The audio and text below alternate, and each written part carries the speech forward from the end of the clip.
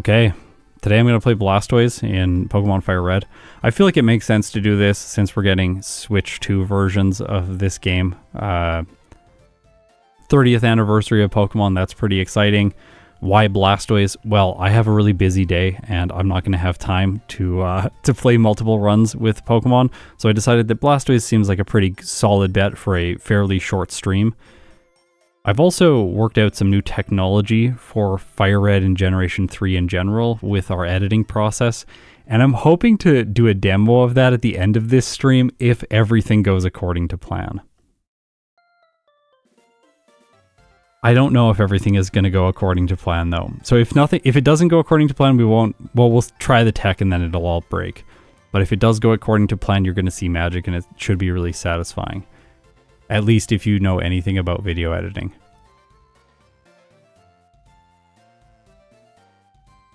Okay, let's talk about my FireRed tier list and why I'm doing these re-rankings. These are unoptimized re-rankings, so I'm once again going to be using the evolutionary line and a hardy nature with hidden power band. I am doing this because I really feel like a lot of the Pokemon in this tier list are ranked badly just because I was learning the game when I initially played them. These 6 specifically, Butterfree, Primeape, I made mistakes with Primeape, Charizard, Mew, Blastoise, and Venusaur.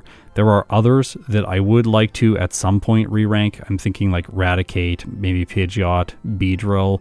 I played them all fairly early into this series, and I think that my skill has come a long way since I initially played them.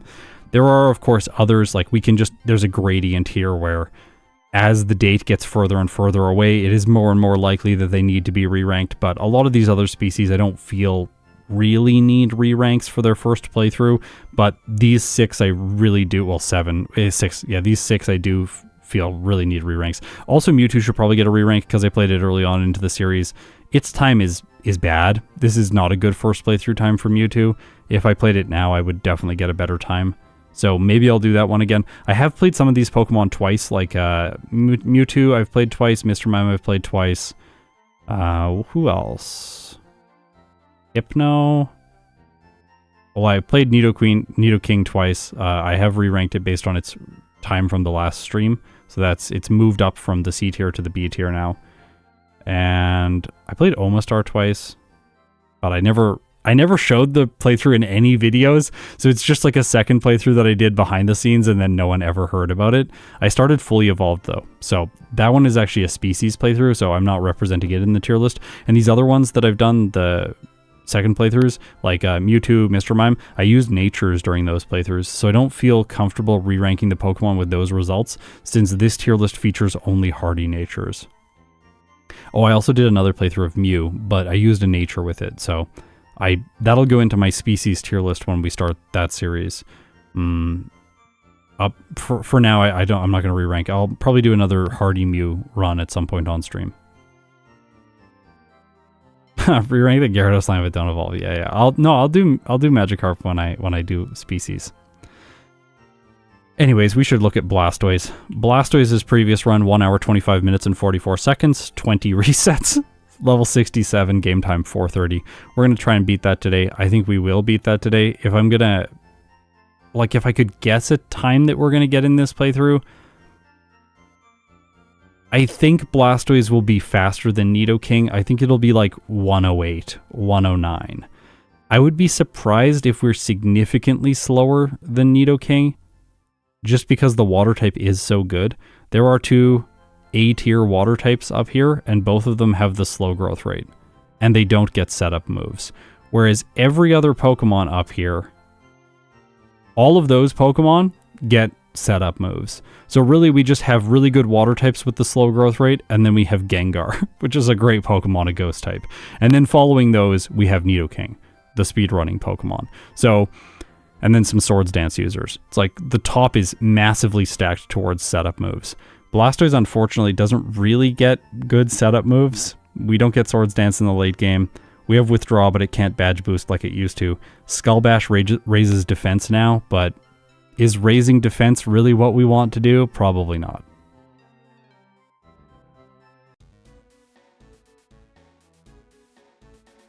Gyarados versus Milotic in Emerald. I am thinking of that one, yeah. It doesn't fit with this year's Emerald theme, So maybe it's for next year.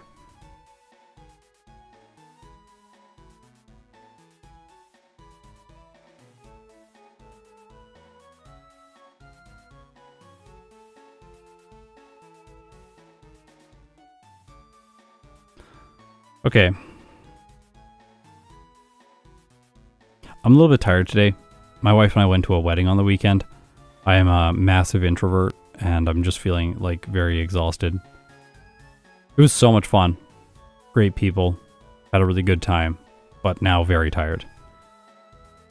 I also have a really chaotic day, and because of that, we'll just do the short stream. I'm hoping this tech works. It was working yesterday. I'm feeling good about it. So we're starting as Squirtle for base stats 44 HP, 43 speed, 48 attack, 50 special attack, 65 defense, and 64 special defense. Once we have fully evolved to Blastoise, 79 HP, 78 speed, 83 attack, 85 special attack, 100 defense, and 105 special defense. I think this line is unfortunate that it gets such high defenses and its attack stats are like just kind of in the middle and okay for a fully evolved Pokemon.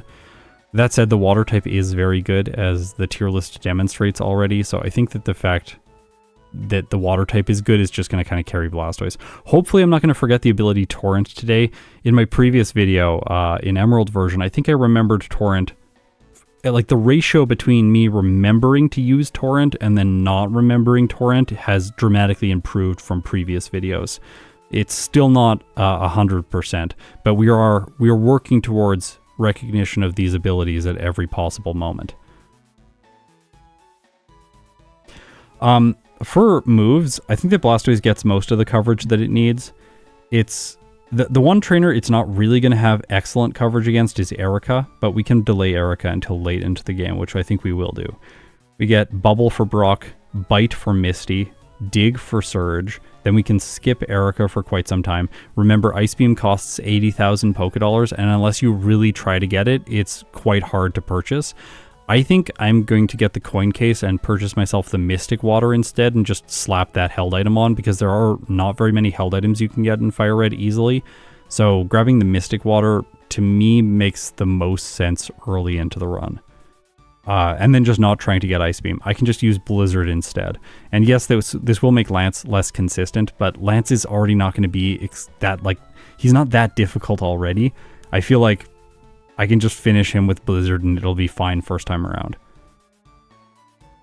Obviously, Surf is great. That's going to counter most of the mid-game stuff. And then we'll have Substitute, because Substitute's the best setup move in the game.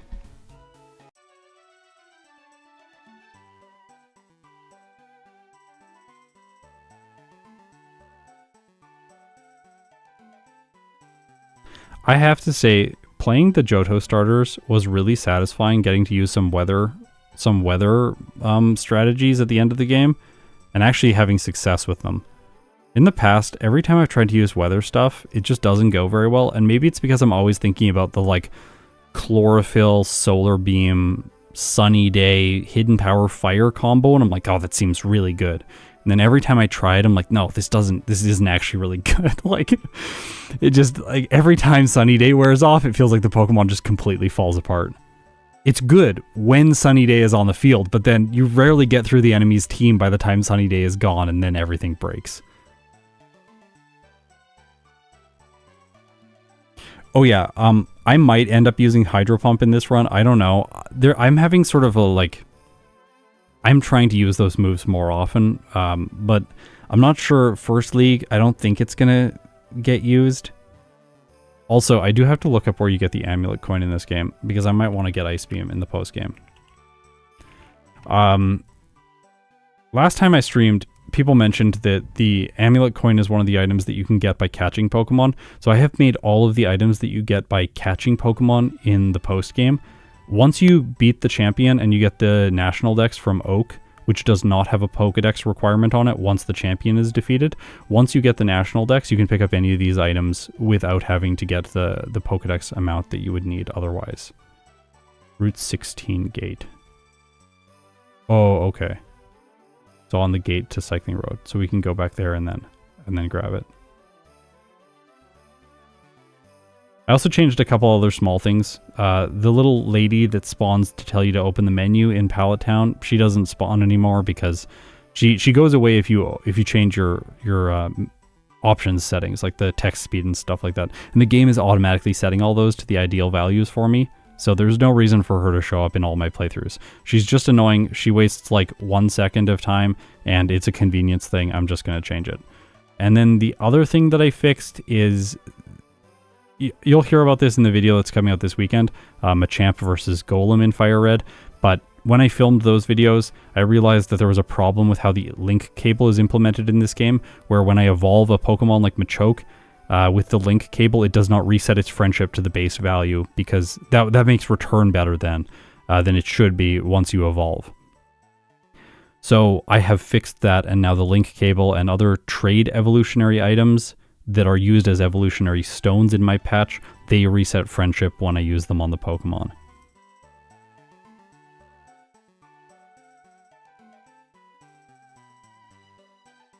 Yeah, I'll do like fun runs like No Guard Machamp. Yeah, I'll do stuff like that in the future. I just want to get through these series. Like, I'm trying to stay focused on the stuff that I am doing and not get really off track. There's like tons of stuff that I could do and mix in for variety, but I already have like a ton of variety. We're playing like 7 different games. Crystal, Emerald, Fire Red, Platinum, Heart Gold, I guess 6, Black, because we finished Yellow. And Red is kind of on hold right now. But like, I'm playing a lot of games, and it's a lot of different formats even within those games. Okay. Again, I'm tired. I'm going to do my best. Let's see how the Blastoise-line does in another unoptimized playthrough in Pokemon FireRed. Here we go.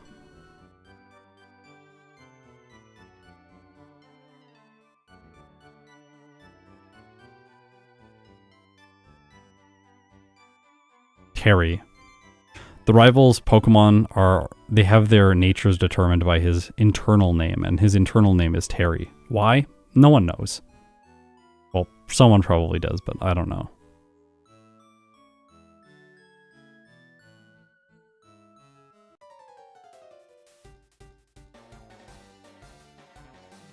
I think I should Tail Whip turn 1. Ah, the crit from Bulbasaur. We're going to be okay, though. The Rivals team with Bulbasaur is not very good in these games. It does have 2 Intimidate users. See, that little girl doesn't spawn there now. Bubble's at level 7. We're medium slow, so we level up very quickly.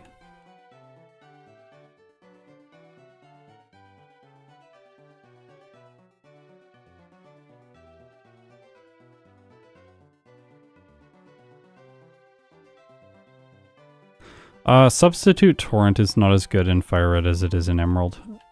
Because it's good in Emerald because the move reminder is very easy to access, and he is on the way to Stevenstone.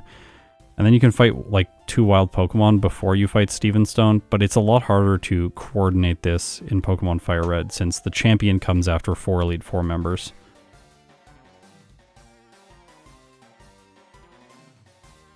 It's really easy to time that stuff out in Emerald, but not so much in this game. Since this is an unoptimized playthrough, I don't know if it makes sense to go for that. Oh, here he is.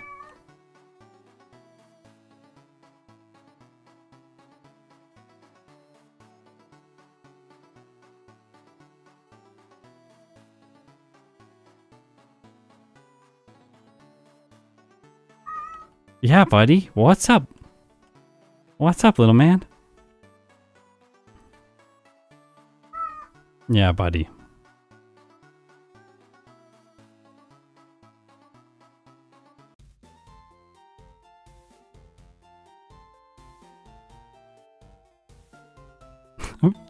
Play shirtless. Alright,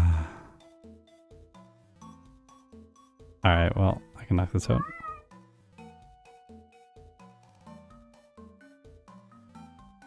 I don't want to knock this out. It's going to poison me. I'm going to fight bug catchers here. I don't need to, but having Pokemon with only Bubble on Route 3 is always awful. So I would like to work towards Water Gun. And I'm not going to sacrifice that much time here. I'm fighting the people that don't require me to open the bag after because the person with the Weedle will. And then there's that guy over here with Metapod and stuff. Like, don't fight the Weedle. Is Corsola planned? I do have to do Corsola at some point, but it's not planned for FireRed. Like, we'll see when it happens. I already played it in Crystal. I don't think we have Corsola planned in any of the games this year. Maybe I'll do a re-ranking for it in Crystal, because it's been a while since I played it.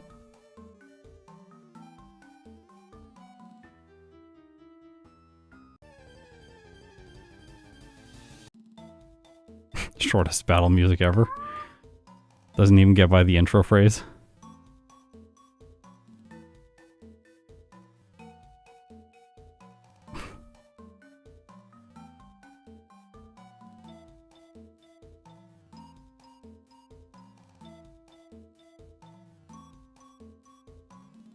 I'll just heal. We're pretty low on health. Sometimes you can skip that heal. This should be trivial. Like, Onyx isn't going to go for Rock Throw because we're already slower than it. Oh yeah, Bind. There we go. Water Gun. I'm going to place the Tail Whip.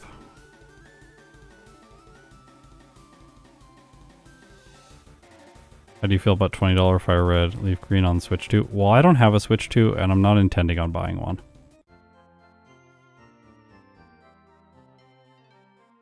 I don't think we can learn this when we evolve to Wartortle. All these like gaming consoles and stuff, like I'm well into being an adult now, and I just don't like, they're so expensive to purchase a new console. And how much am I going to use the new console? Like, very little. Because I have almost no time. And, like, running a business with my wife, running the channel by myself.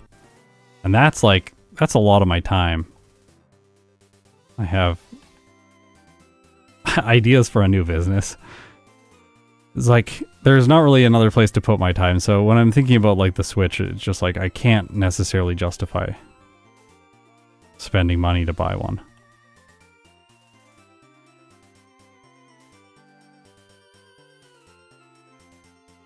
I think it's cool that they're re-releasing the games, but I think that Nintendo always fundamentally blunders how they do this. So if I was Nintendo, the way that I would be approaching this is, well, sometimes she gets you.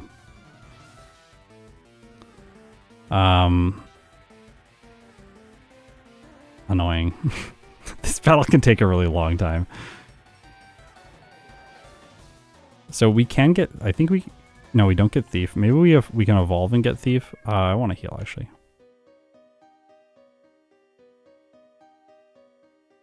Yeah, dude.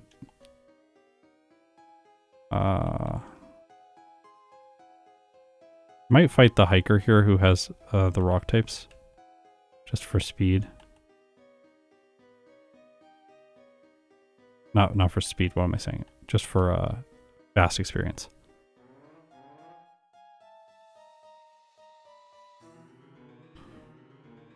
I just wish that they would always, with whatever new hardware they have, just like have the games available. Wartortle.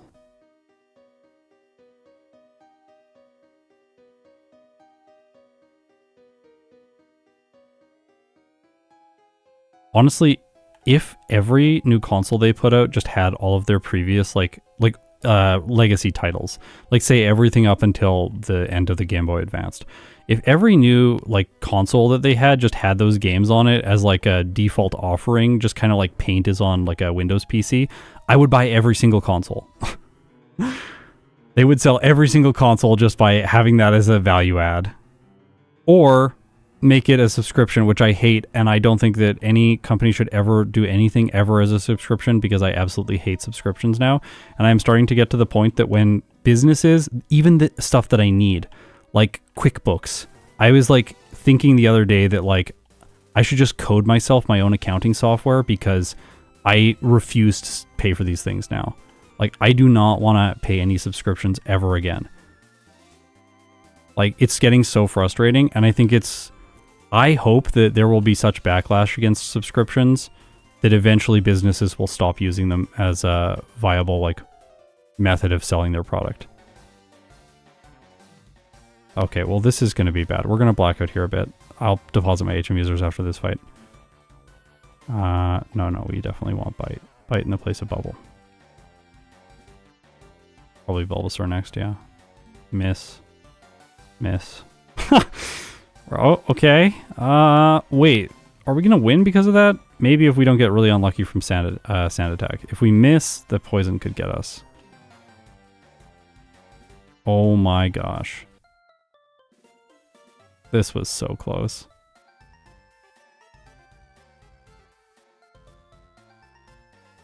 Misty's better in this game. She has Recover. We don't want to fight her. We'll just do Nugget Bridge first, and then come back to Misty. We also didn't have Bite before we did that fight, so that fight gave us Bite.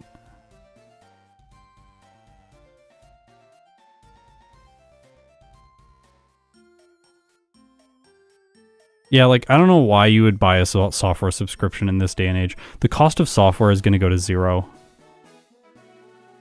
And when the cost of software goes to zero, all these big tech companies are actually going to be the ones that... they're going to be the ones that lose. It's sort of funny. It's like...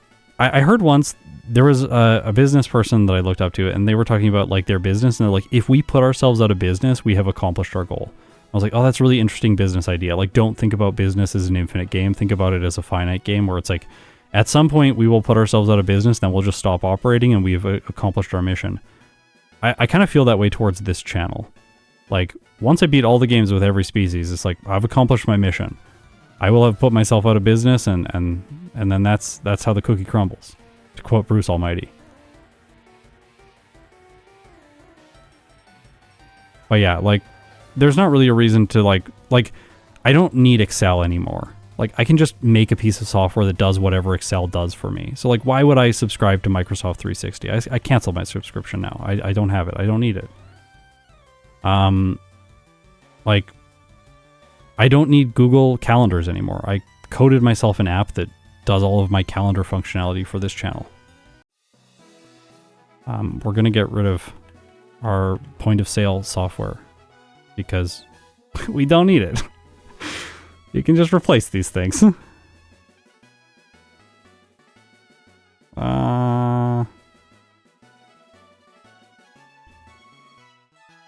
Bite is special, so I can knock out the Geodude with it.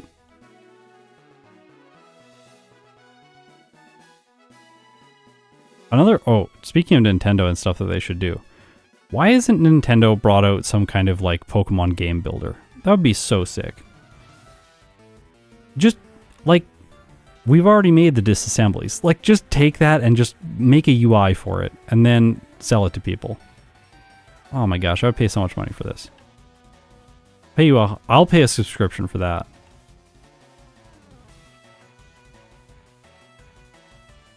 But also it doesn't need a subscription. You don't need to maintain it. If you don't need to maintain the software, you don't need a subscription. Just sell it.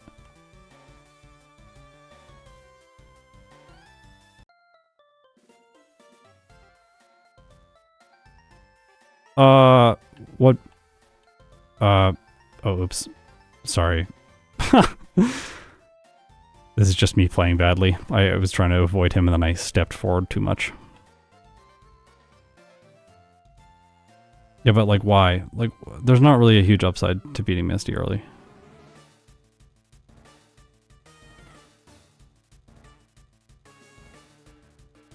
She's much better in this game, though, against water types, because she has Swift and she has Recover. No Rapid Spin.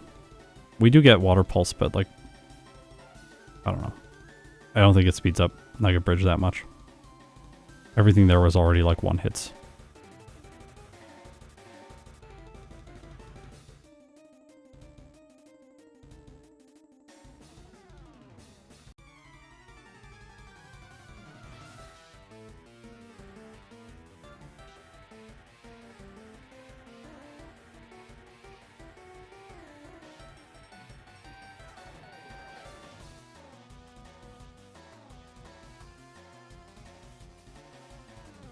Like, I think that if we do analysis of these kind of business choices around subscriptions and, like, with Nintendo and, like, putting mainline Pokemon games, like, are they making the right business choice? Like, yeah, probably. They're, like, taking something away from the user and then they'll, oh, sorry, you can skip her. I just made a mistake.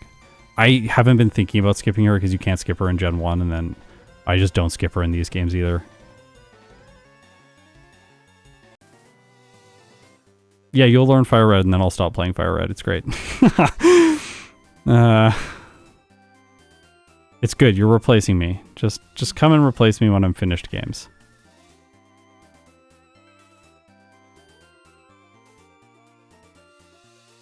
But, like, I think Nintendo's probably making the right business choices. My argument is that, like, with business, there is some degree of creating goodwill and creating, like, a feeling of, like, your customers want you to succeed. And I don't think that we've, like, reached the end of the cycle yet in our current form of capitalism. I don't think that everyone thinks that we have enough data, but I don't think we have enough data to tell that, like, customer goodwill is actually the most important thing for long-term success.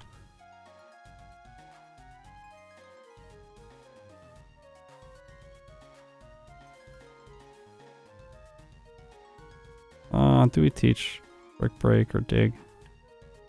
I guess we can.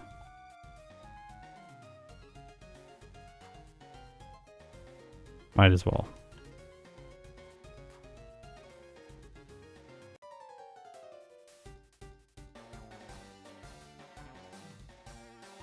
Oh, gosh. Pidgeotto being annoying as always. At least the Ivysaur and the Bulbasaur are just missing Sleep Powder all the time. This is really good for me.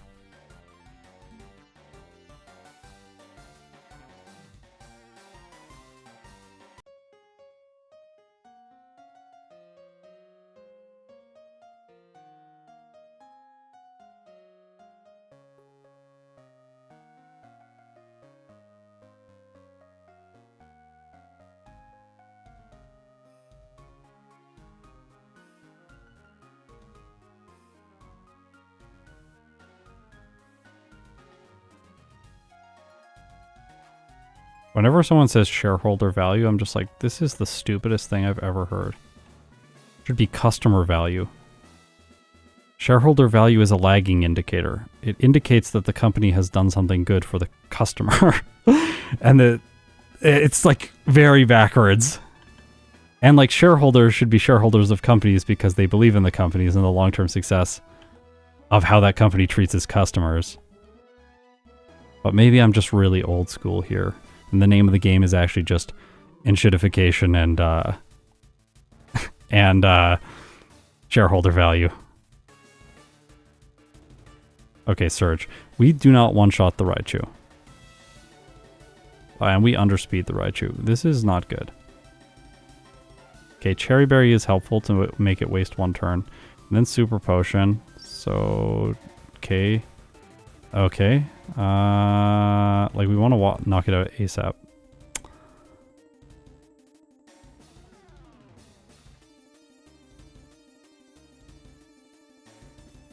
Just a second. I'm having a control setting problem.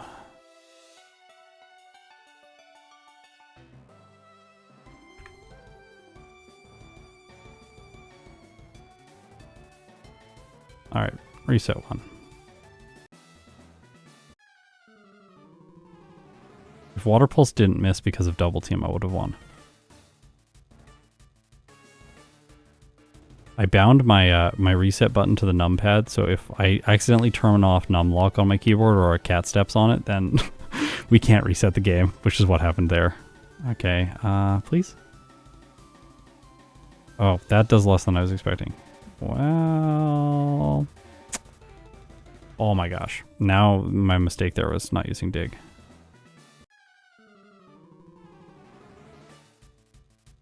Oh, this is worse than I remember it being. There's no way to level here to Blastoise. It takes way too long. 8 levels. The double team on the right is really frustrating. I guess it has... Wow. Well, now I'm dead now again. What happened to the supercuts? Yeah, we're still doing supercuts. They're over on the supercuts channel. Go check them out.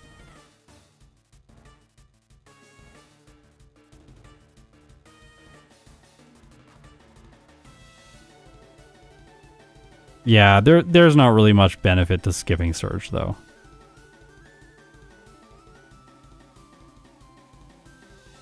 Oh my gosh.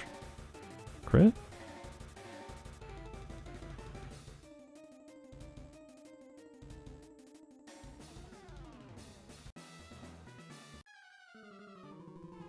Not having fly in the mid game is pretty painful. You have to come back here later.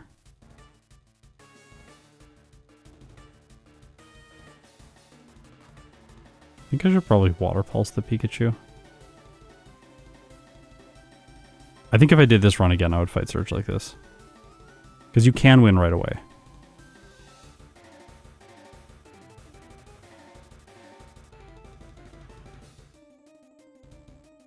Oh my gosh.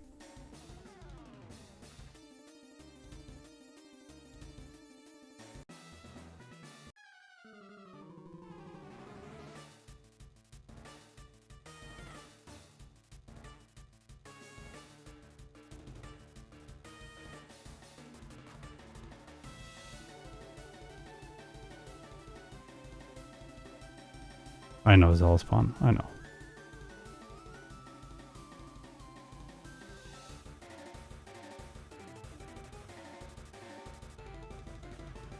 This does one shot.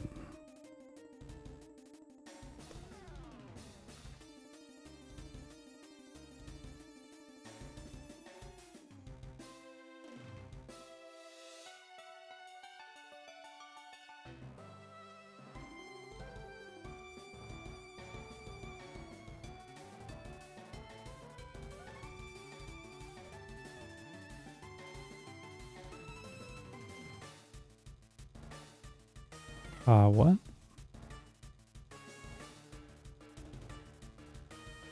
There we go. Why keep setting me back to War Turtle? This doesn't make any sense.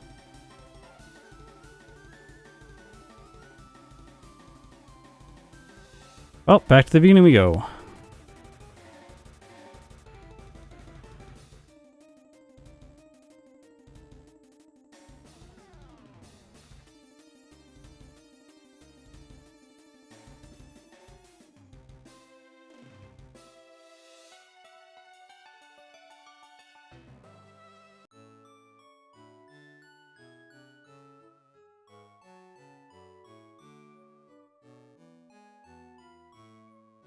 Yeah, most people are not going to emulate games. Yeah. It's cool to like have a re-release. But like for like that, why is it War Turtle? What are you doing? I put it as Squirtle. Oh, I know what happened. Interesting. Cool. Hear me out, Mega Kick. Sure, like with most of my FireRed runs, I teach both Mega Punch and Mega Kick at the same time. But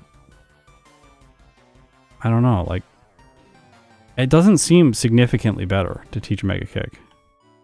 Like we beat Misty first, I guess. Like cool. I don't know how much we gain from that. Like we're gonna gain like 15 seconds, maybe. Why are you giving me War Turtle?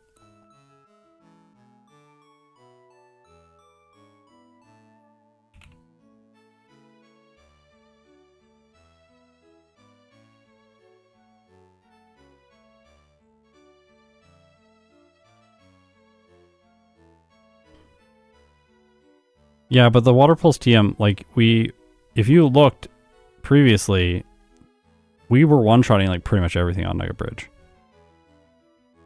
Like, Nugget Bridge is not scary like it is in Gen 1. All of the random trainers, that's one thing you have to, like, reconfigure your brain for when you come from Gen 1 into Fire Red and Leaf Green. All the random trainers are much worse in this game than they are in Generation 1.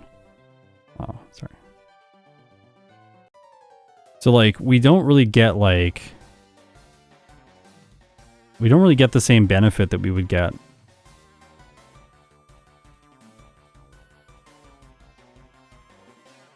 And, like, we do want Bite, so like, we would do extra training in Mount Moon then for Bite, I think. But we can use that against the Starmie. So what's Mega Kick's base power? It's like 120, so it's less accuracy, no flinch chance, and Bite is the same effective power. I don't know, I'm just scared of, like, the not doing enough damage to the Starmie and then it just constantly spamming Swift and Recover. And then you have a really long fight against Misty. You could just black out to the rival over and over again. Maybe I'm wrong. Maybe the one reason, okay, you'll convince me if the Fire Red logic is get Water Pulse so that you can knock out the Pidgeotto on the rival's team faster to avoid Sand Attack. Now I'm starting to get on board. And maybe Mega Kick for the Bulbasaur to avoid Sleep Powder. Alright, I'll try it this time. That convinces me. Yeah, but the Staryu is not really scary. I don't think you can just, like, bite the Staryu twice or 3 times.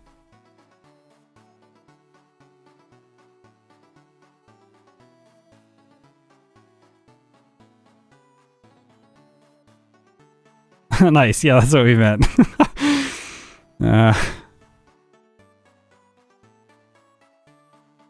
75% accuracy is not that bad. It's not that bad. Especially if you're only using it for one Pokemon. If you're using it for, like, every Pokemon, then it starts to become brutal. But if it's, like, one Pokemon here and there, it's okay.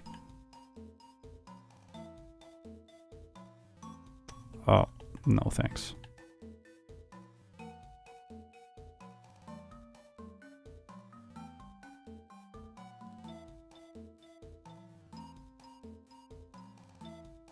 Bubble does more damage than Tackle. The maximum damage roll has 1 more point than Tackle. And then after leveling up here over the threshold, it has 2 more damage at both min and max.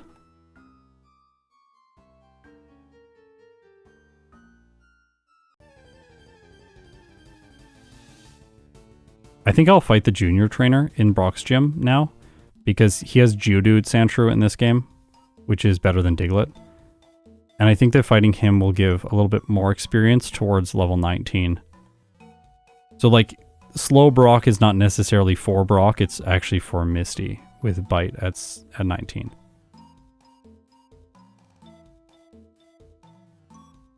You get more attack EVs early in the game. Yeah, I do think so, but well, yeah.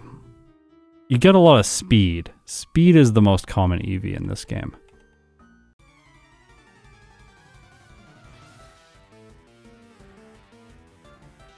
We'll heal, because our bubble PP is kind of low. I'd like to get on... Okay, I was hoping I could get another Cocoon before I left.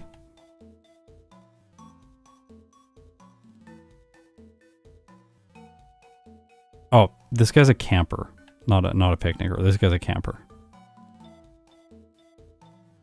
Camper Liam.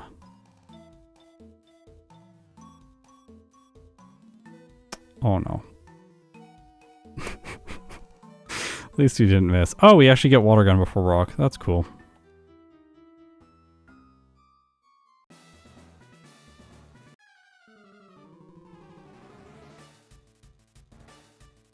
I think we'll teach both Mega Punch and Mega Kick. Okay, Brock's easy as expected.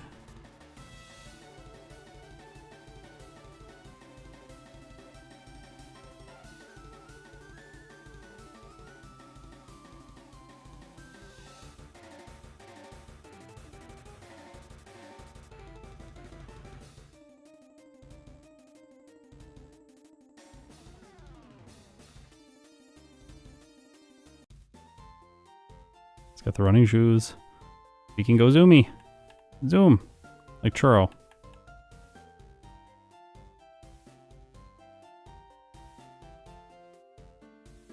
Water pulse would be great here. Moving second. Okay, at least we didn't get poisoned. Stuff gets significantly better once we evolve. Fight this guy for slightly more experience.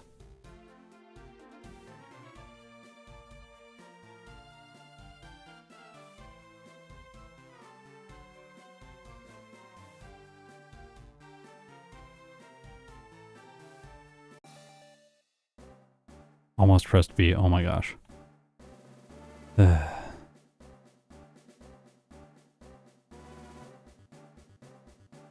It's supposed to display the base stats once we evolve, but it's not doing that. I don't know why.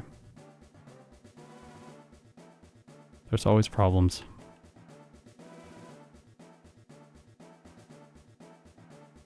I have been thinking about going back and rewriting my overlays because the code there is like years old now, and by years old I mean written by me when I had no idea how to program. No idea even about like the basics. And so the code quality is extremely low.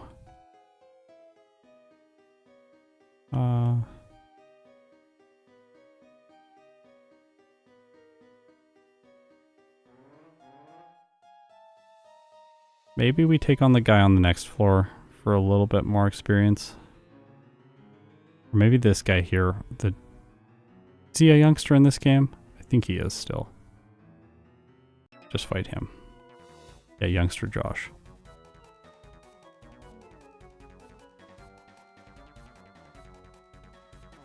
Squirrel's your favorite Pokemon? Nice.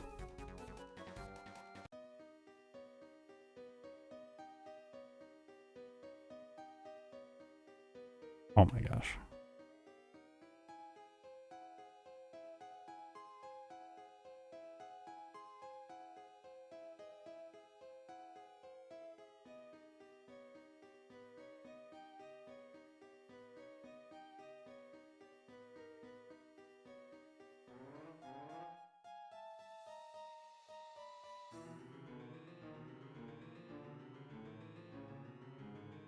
Pretty annoying.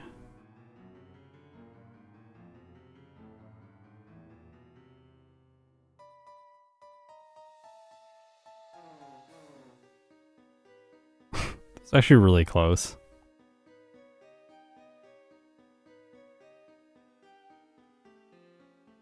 You can fade in the overworld in this game. It was taken out starting in, I think, Gen 5. Maybe Gen 4? I don't remember.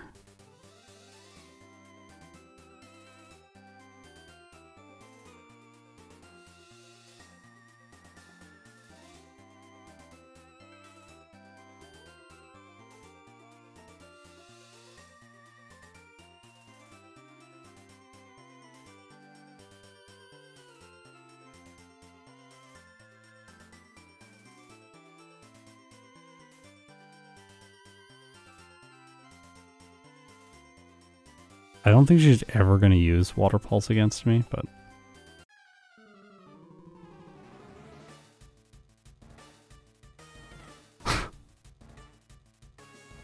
Got it. She is going to use Water Pulse against me. Cool.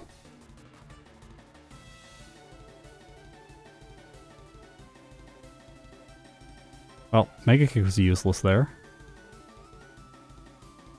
Good to know. Maybe it is just better to bite this. 5-hit with bite on all of her Pokemon, and then you get the Water Pulse TM, and then you can use it against the rival. At level 20 over damage running threshold. This is probably the reason that this is the play. And then we have Mega Kick also for the Bulbasaur.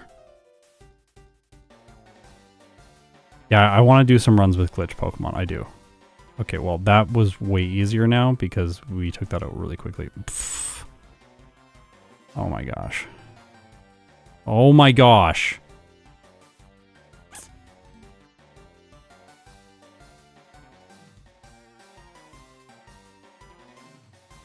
Absolutely awful.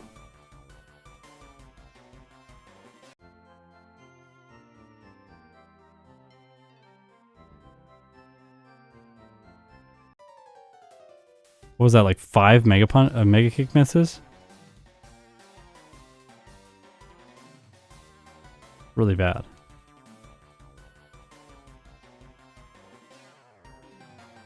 I think the Rattata might get me with quick attack. Maybe not now that I leveled up. Our defenses are okay. Well, yeah, we're fine. Okay. Gosh. I have no plans for videos in yellow right now.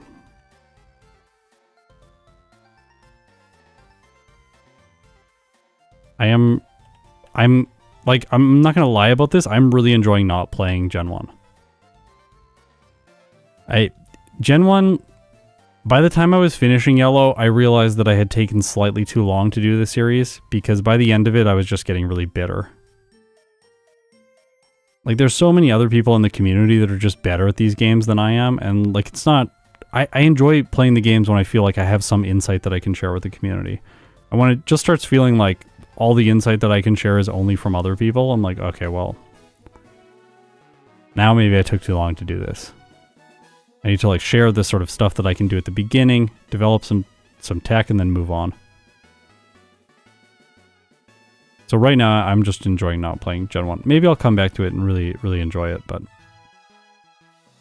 right now, no plans.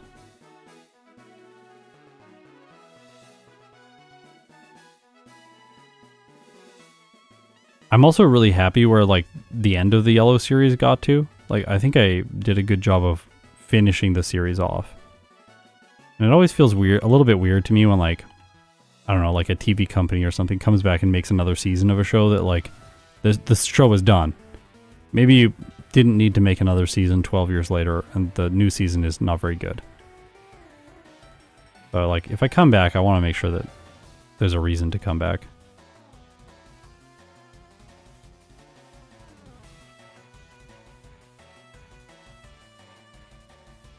Oh, it's Water Pulse here. Okay, so this does change. The damage range on the Machop here changes. Because I have Water Pulse. No Rapid Spin. I've been starting to skip Secret Power. That's an item that I was always picking up before, but Mega Punch and Mega Kick are just fine in this section of the game. You don't really need... this is the highest chance to KO on one turn, so... Alright, sweet.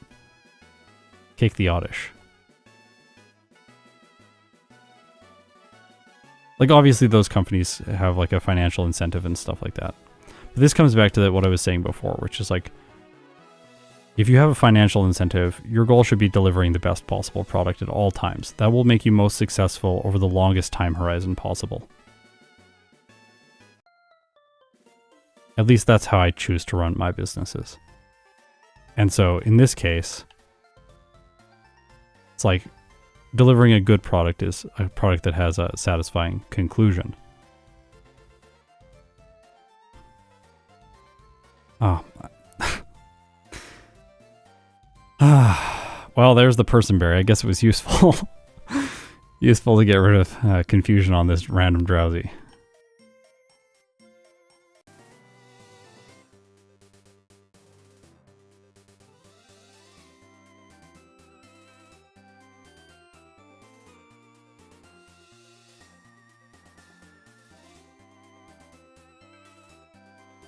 See, you can skip her by doing that.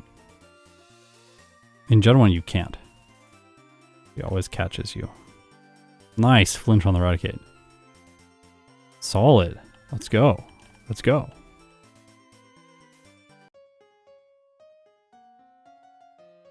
You can't get rest later, and it's very good in the post game, so I'm getting it now just in case.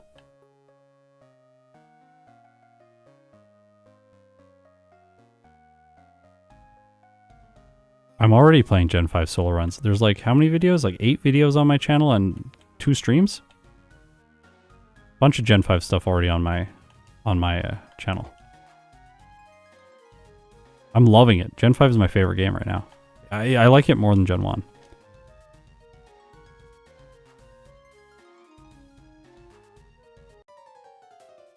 Yeah, Gen 5's great. So much fun to solo run these games. Let's go! Confusion on the Pidgeotto. That's great. Alright, Mega Kick. Alright, I guess Mega Kick, Mega Punch for this. Oh, that Hyperfang really hurt. That was a crit.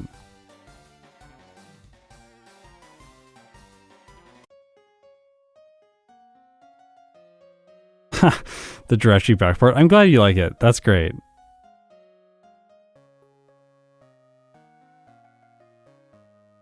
My feeling with the backport videos was like I was really excited about them, but I never really felt that the audience was as excited about them as I was.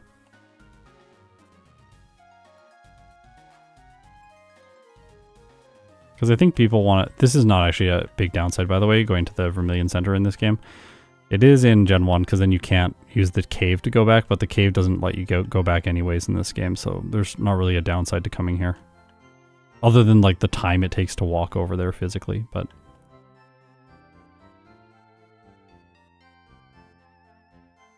let's put Dig in the place of Mega Punch.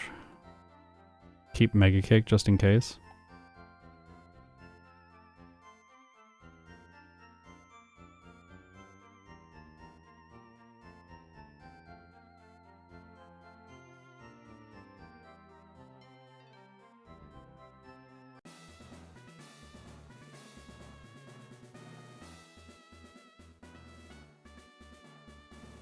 Okay, let's play this better. Let's actually get by Surge this time.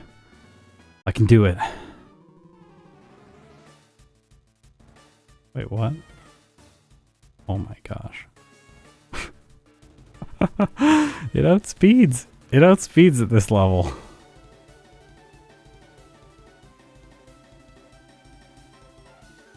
Alright, much better.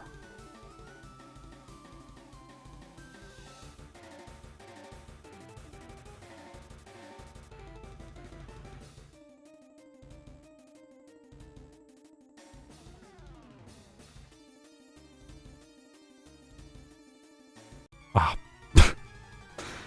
Yep. Gotta avoid her both times.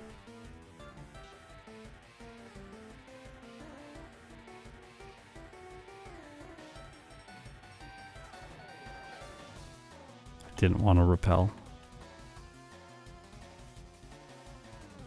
Hey, how's it going?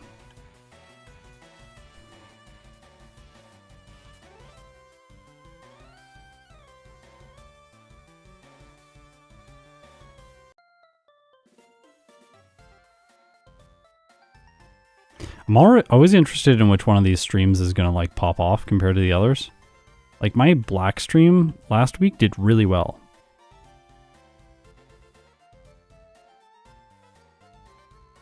Was like, I hit 1,002 concurrent viewers at the peak. Which is just wild. She's bad in this game. You don't need to worry about her.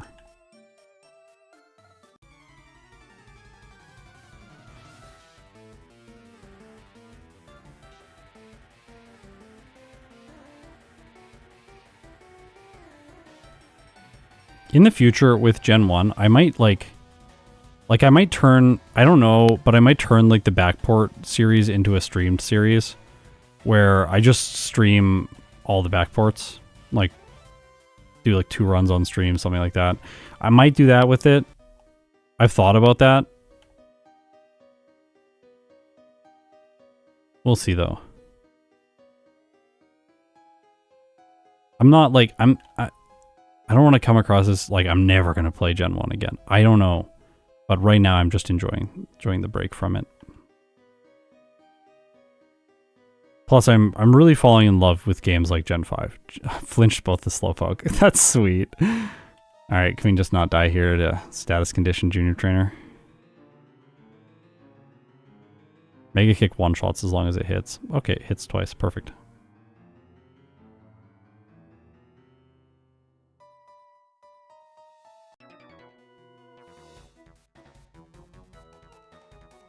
About a separate channel for backports. So because of how the algorithm works and the size of my channel, there's almost no incentive to do that. Because I'll do a separate channel and it'll get like 2,000 subscribers and then each video will get like 3,000 views and then it just won't be worth my time. Whereas if I put the backports here on this channel, at least they get like 20,000, 25,000 views. If I was a larger YouTuber, it would probably make sense to split stuff like that.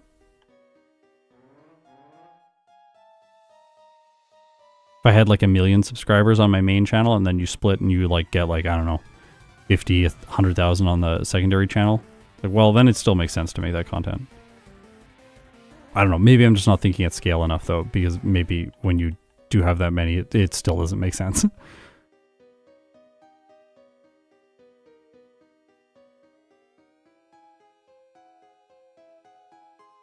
Yeah, Gliscor is coming up in Heart, not in Heart Gold. Next, it's coming up in Platinum.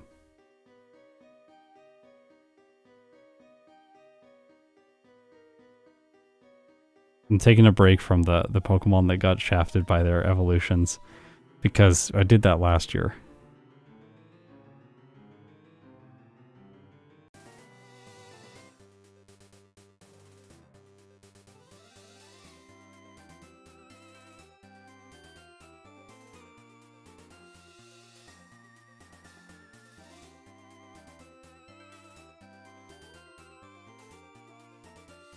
When are Mega Backports coming? I don't know. If I do Mega Backports, I want to implement them so that they require a held item and so that they play the animation in every battle. So basically make them annoying. I want to add the annoyances of Mega Evolution into the game. That's a little bit tricky. It's going to be, like, it's obviously possible. I could probably do it in an afternoon. Maybe, I don't know, maybe I'll play them at some point. All the Megas in, like, Gen 1.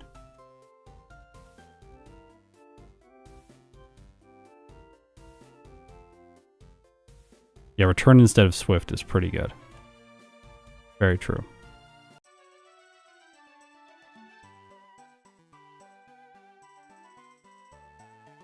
No Ice Beam also. Hey, she walked towards me. I didn't actually know you could get her to do that. Neat.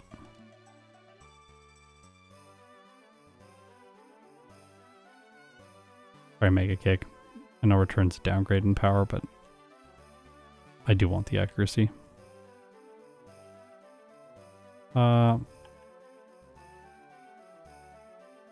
just get this. I don't know what my money is looking at. Not enough.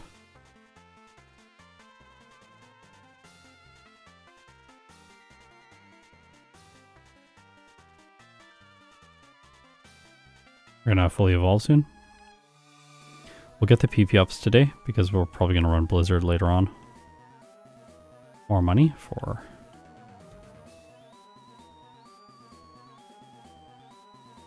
Mystic Water. This is Black Glasses.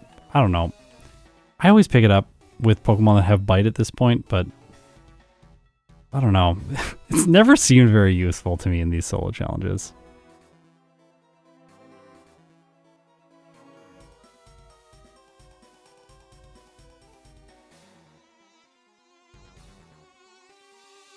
Oops.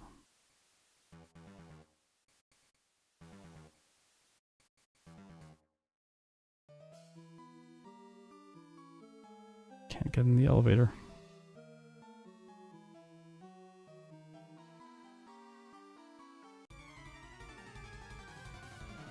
I did Licky Licky last year in one game. What game did I do it in?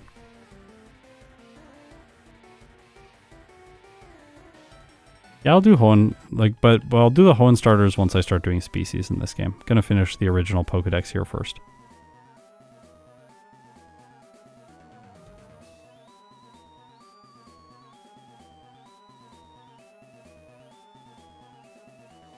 So Giovanni should be really bad. The Kangaskhan is the only Pokemon I'm worried about.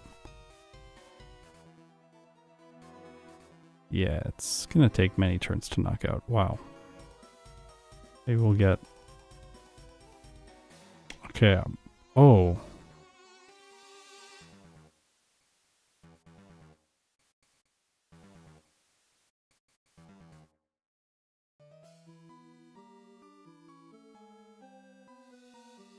I'm gonna Candy twice and evolve to Blastoise before we try that again.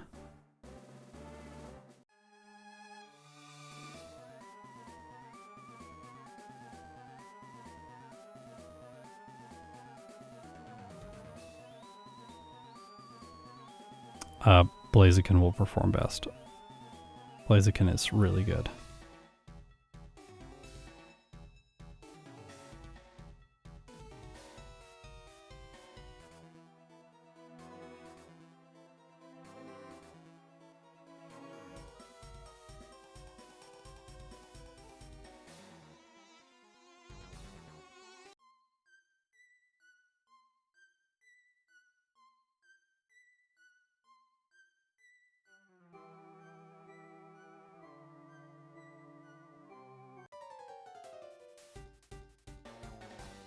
Yeah, Venomoth is my favorite. Oh, this Pidgeotto. It's constantly causing problems. Hey, it got me with sleep this time.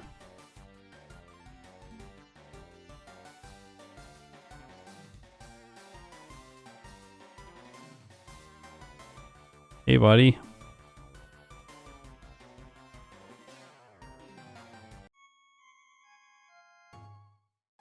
Blaziken gets bulk up. Do not underestimate how good bulk up is. Fighting type with bulk up. Fighting types are so good in Gen 3. Like, it is ridiculous how good fighting types are in this game. They had such a massive glow up. Like, they were really bad in Gen 1. And then they're like okay in Gen 2, but still not very good. And then Gen 3, they just get amazing. And they stay amazing.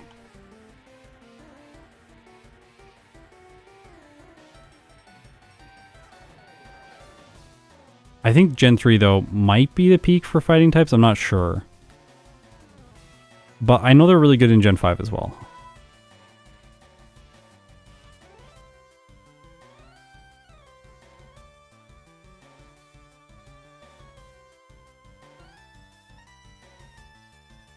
Have you seen the new Megas in ZA? I've seen some. Yeah, like... one of my least favorites, Victory Bell. So many of the designs, they aim for silly these days, I feel like.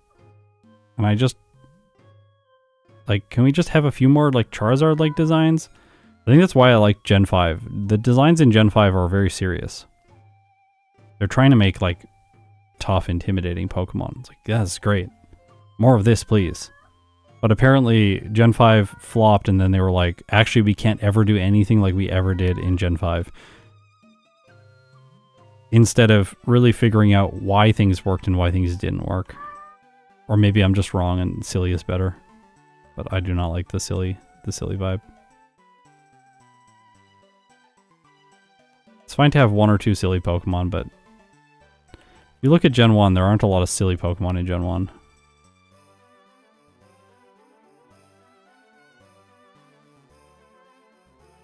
Oh, maybe I should fight him, I don't know.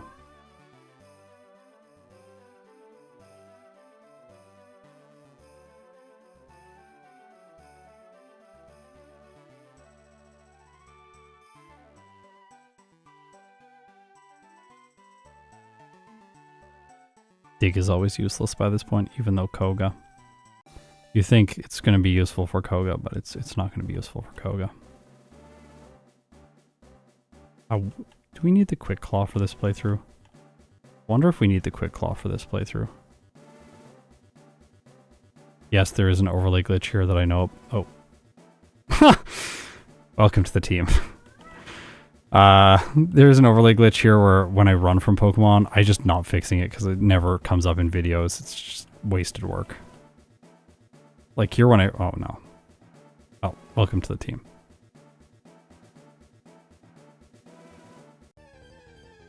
When I run away, the stats go to 0. I forgot to get my repels in Lavender Town.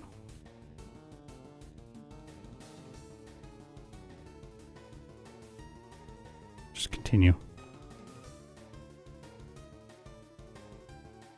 Surf now in the place of Water Pulse. Oops. Pyre.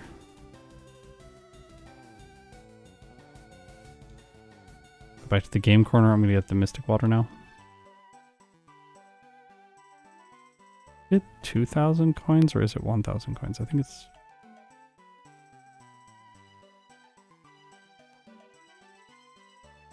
$1,000.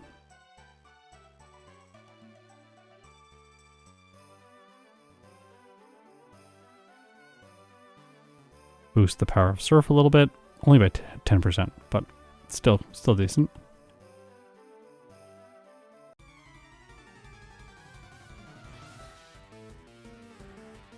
Sure, like Tangela is silly, but like, how many other silly Pokemon are there in Gen 1? Like, you've named one silly Pokemon.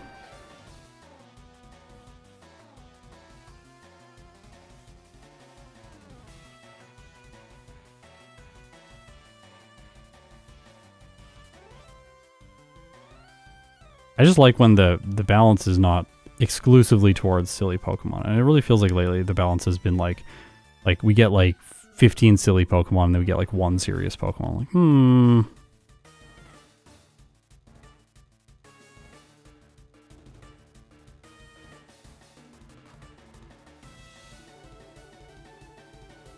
Execute and Executor are silly, that's for sure. This is very annoying. Gosh, being so bad. Should have max repelled the Surf.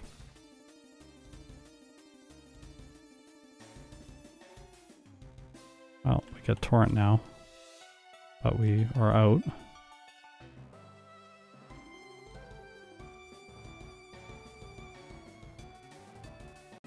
This is usually how Kogo wins in this game.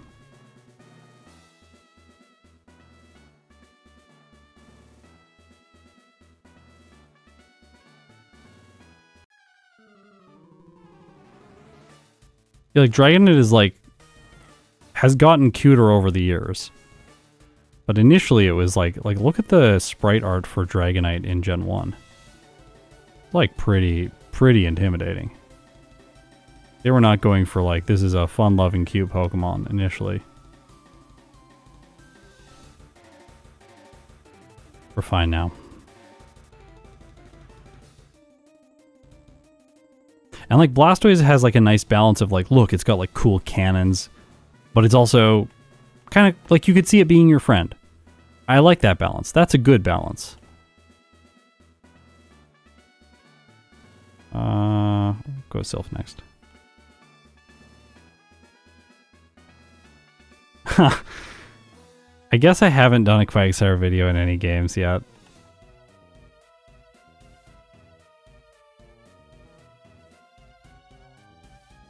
I will have to do a Quagsire video, I know.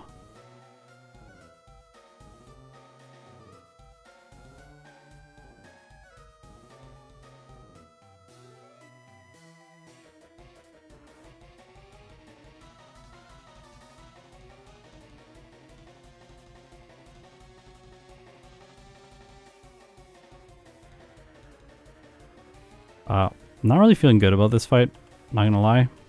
Don't really like doing it this low level. Usually I would prefer 50 or like 48, maybe 45.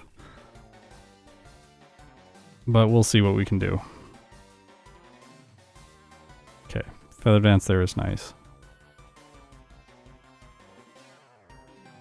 Okay, if this sleep powders, then we win. So it does.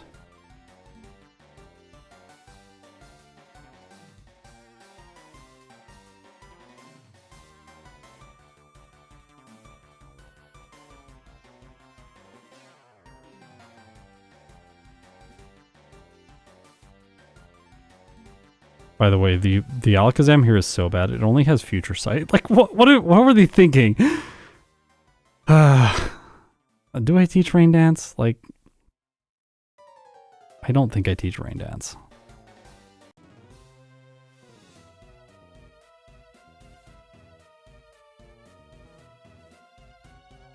Did we get it? Yeah, we did. I'm concerned because we caught too many Pokemon in the Safari Zone by accident.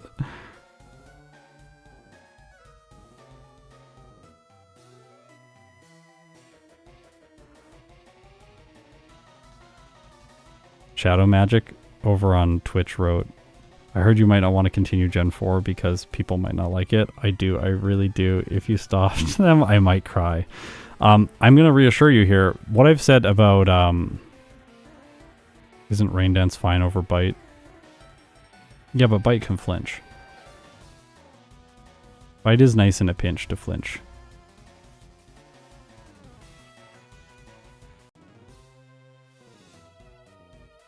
I don't think it matters. I don't think I'm going to use either of them.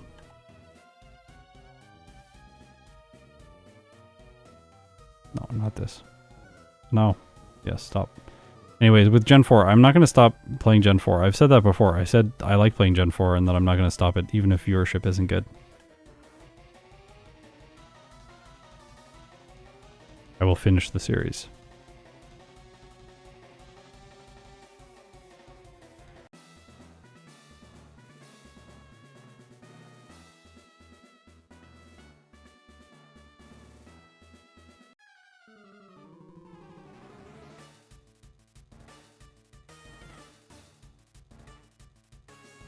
Wow, that did a lot. I don't use Pokegen or PK Hex. No, I don't use either.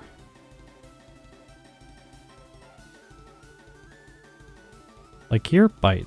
Because we're gonna two-shot. Oh, it's faster.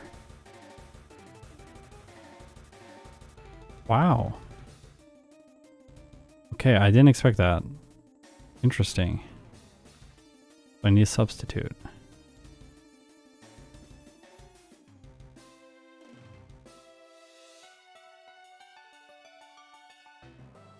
A Bite is useful here, because we can flinch.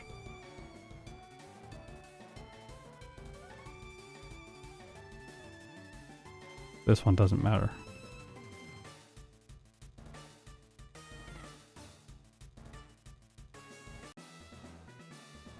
Yeah, most of my tools are custom tools. Some are... Yeah, like, a bunch of my tools are available at my Discord.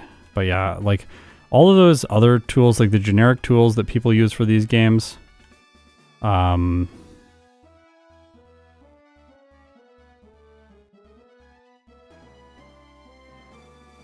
just haven't found them to be particularly convenient for my purposes, so I have made my own stuff that works the way I want it to work. The Heart Gold runs actually have pretty good viewership. But the Platinum run, the Platinum is my worst performing series on the channel.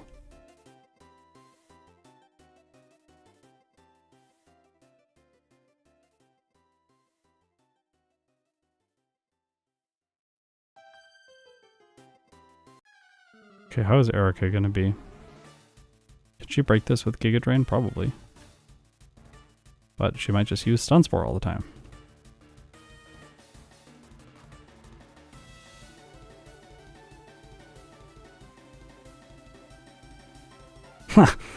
I was supposed to use Surf on the Tangela. It's a guaranteed one hit. So return is worse there. Love that.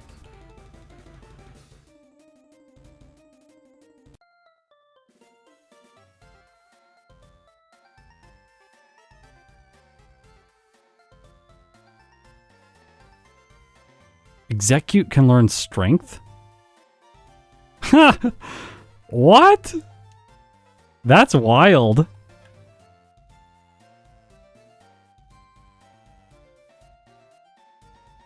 That's fun.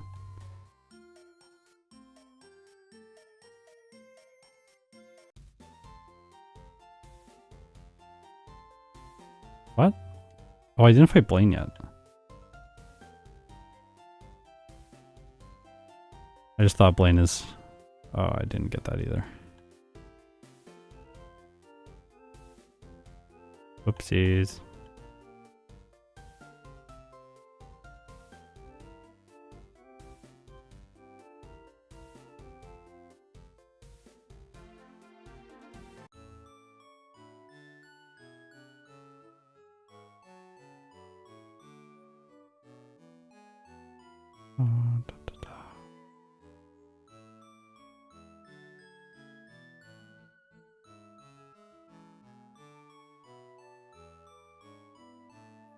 Oh.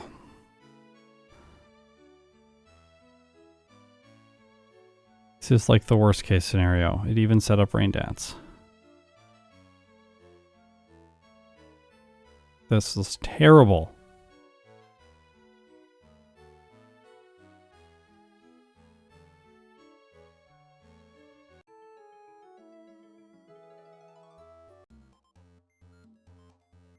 Oops.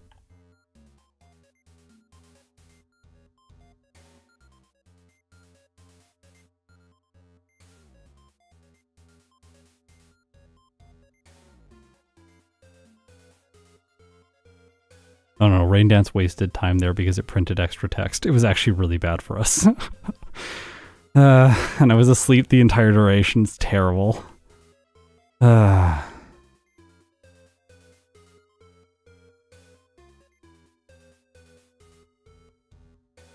we get Blizzard in here.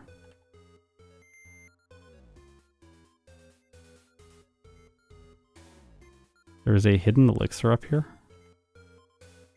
Which is good if you're doing round 2. Don't really need it if you're doing round 1. Blizzard. Secret key, there's only one rare candy in this game. Then dig out. Go to Blaine's gym.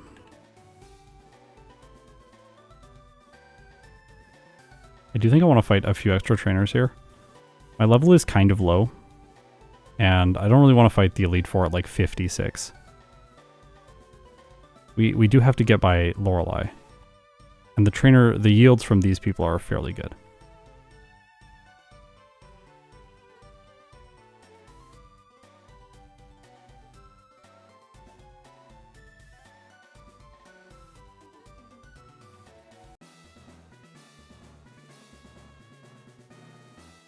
These two people are less good. This guy is pretty good.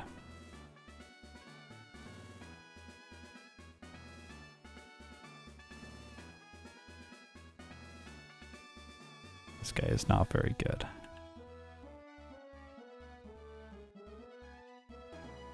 There's also some really great trainers in Giovanni's gym. I think I'll fight some of them. The mistake here against Blaine almost always is setting up a substitute. Don't set up a substitute. Just attack.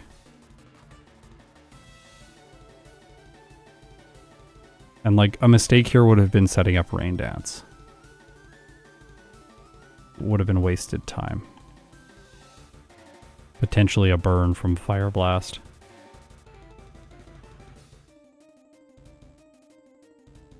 We had the one hits we needed anyways.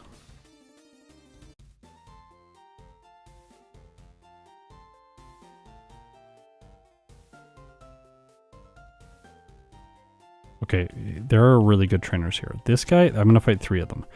The 3 people that have 5 Pokemon each.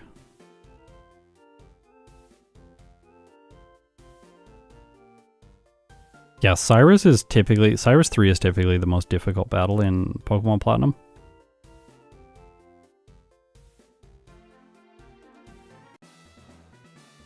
Mew Race was such an awesome video. Oh, I'm glad it helped you survive a 10-hour flight. Yeah, I'm really happy with how the Mew Race video came out. Who is Surge and Bruno for this game? Probably Giovanni. Giovanni is really bad.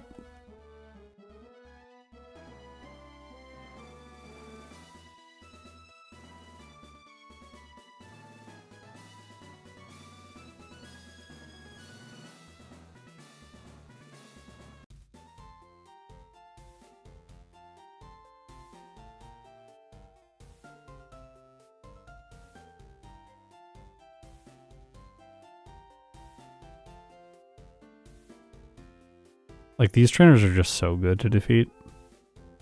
Especially if you're this fast and you don't have to make contact. If you have to make contact, fighting them when they have Nidoking and Nidorino is not great because they can poison point you and then waste a bunch of time. But this was just very efficient, and I have the max ether. And I'm not going to save before Giovanni. He is actually terrible in this game. Yeah, this is a series of 5 one-hits. His ace is a Rhyhorn. We don't know why.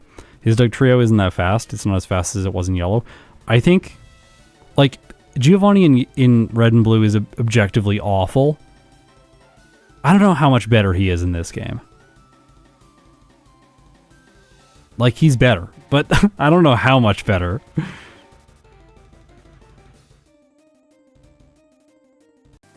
Oops.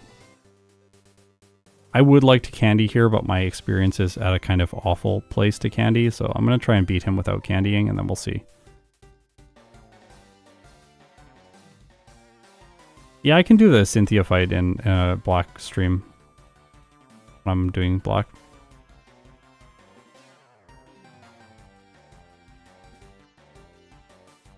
Oh, that's really bad. Oh. Okay.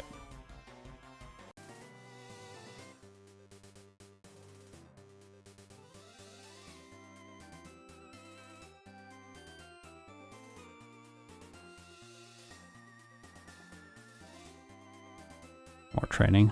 We'll go to 52, then we'll have candy. Usually that rival's quite good. It's the last time the Venusaur is going to be useful. Then it just gets Solar Beam later and kind of falls off.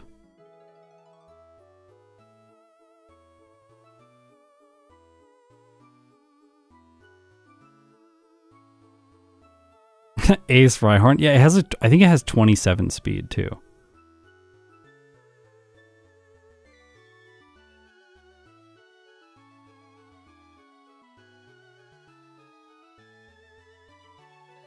Alright, candies to 59. Let me go back.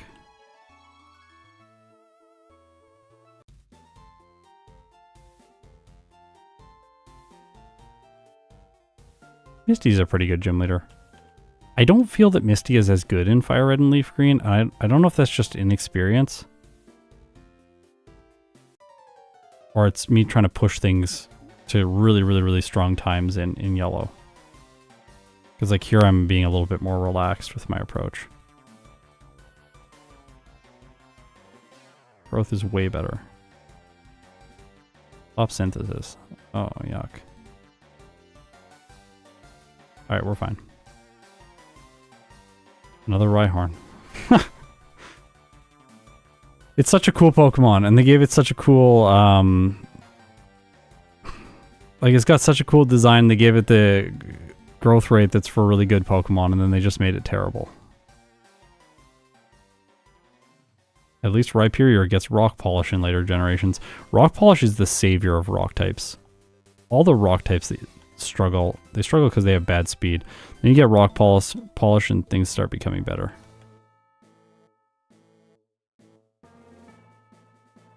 I am trying to learn the bike in this game, but I'm too tired today.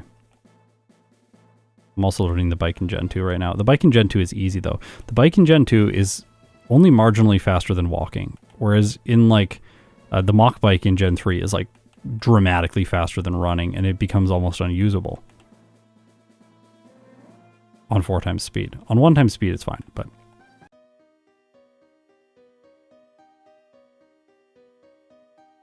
And the running shoes in Fire Red and Leaf Green are they don't feel quite as quick as they do in Emerald. In Emerald they feel very fast.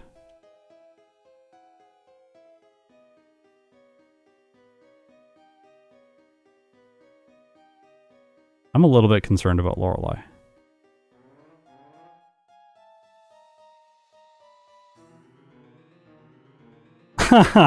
I know you're really hyper-fixated on the Rain Dance stuff right now. It's very funny. If we had Swift Swim, I think it would be better. But we're decently fast at this point.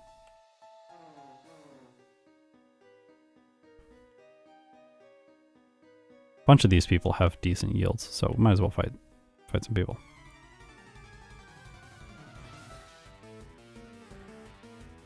Actually, the discounting that I did on the bike in Gen 2 is that the bike in Gen 2 is almost not useful at all in Johto, and I was correct about that.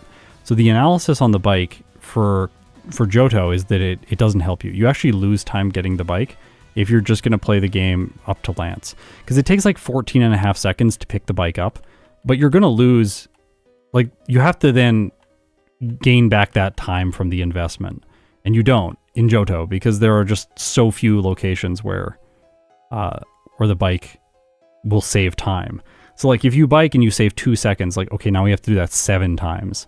And then you have to not get off the bike to surf across water. There's like an ocean over by Olivine City. So really the best route you can do is route, I think it's 35 and 36 over to Olivine City from Ecruteak City. That's the best location for the bike in Johto. Or around Goldenrod City if for some reason you have to run around there a lot. But then the playthrough isn't optimized anyways. Because you're like backtracking for Whitney or something like that to get the gold berry.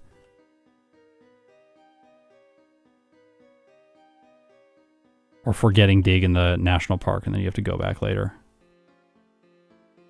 But then you get to Kanto.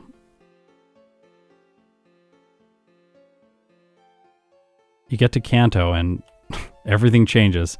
Because the map is much more wide open and there's long routes that you have to go through that you can use the bike on. And then the bike starts making more sense. And I think then it does become a net time gain.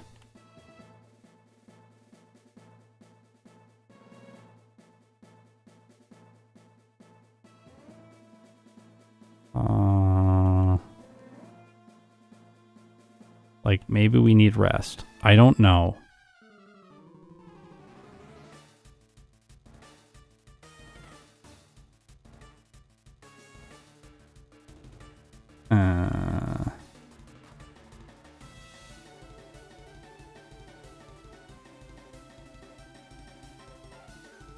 Torrent would be actually very good here. The Lapras has water absorb, so we have to use different moves to knock it out. Oh, sorry about that. But Bite is useful against the Slowbro, because we can flinch it. Like this. It's a lot of flinches. Stop amnesiaing. At least she didn't heal it again.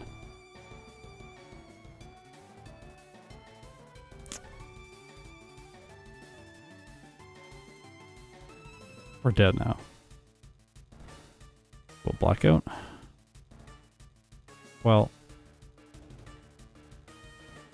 there could have been a miracle there.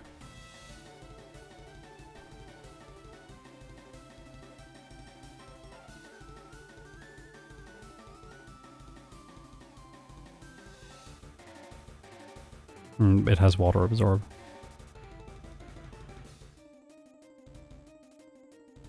Torrent is not helpful when they have water absorb.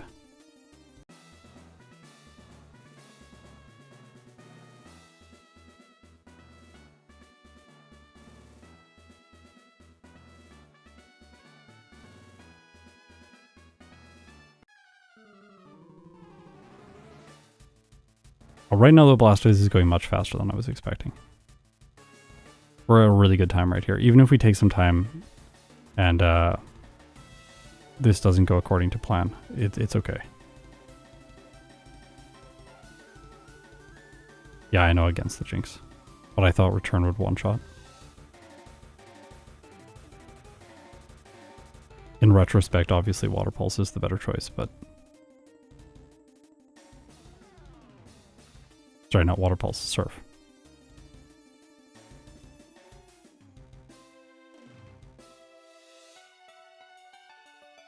It's very so annoying. Do we go for flinches? Well, the crit was really good. Ah! What? We made it. We made it, but we didn't deserve it.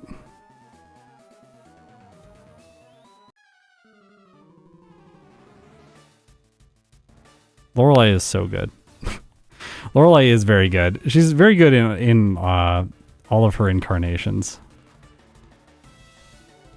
Slower than Hitmonlee is annoying. I think we lose now. Yeah.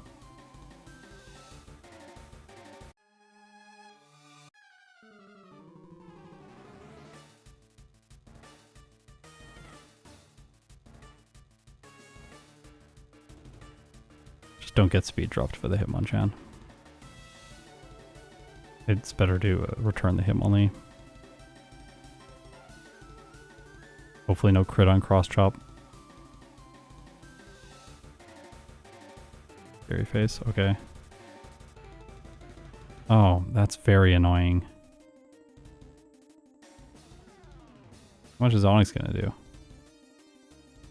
Nothing, as usual. No, Bruno's good in this game. Bruno's not hiker in this game.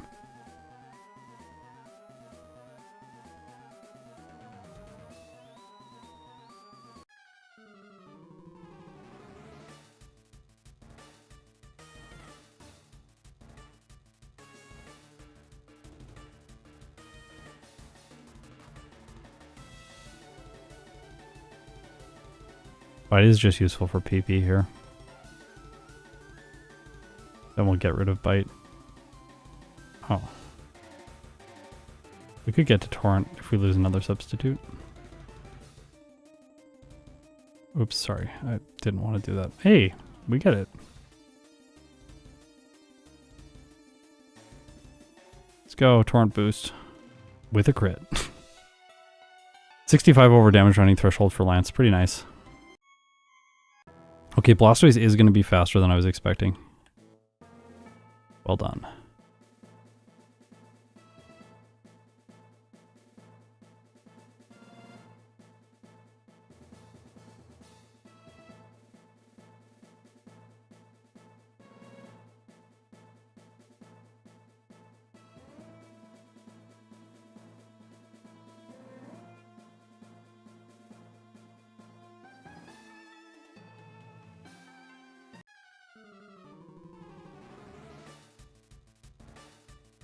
No, we can't escape rope out of here. No.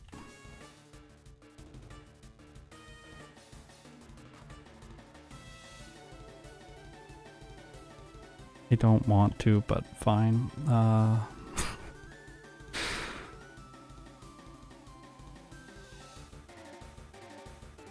get sketchy if I miss.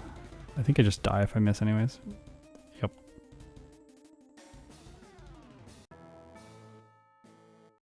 Move reminder is very annoying in this game. We got to get mushrooms, and mushrooms take forever, so probably not.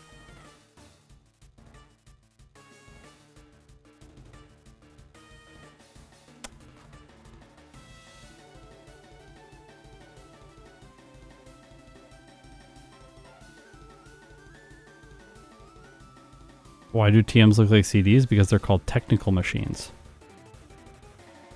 It's like it used to be like a floppy disk. It's like a little computer program that you run to teach your Pokemon stuff.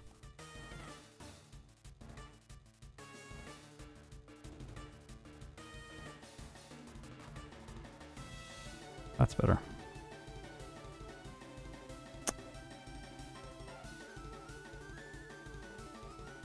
Blizzard is so much worse in these games.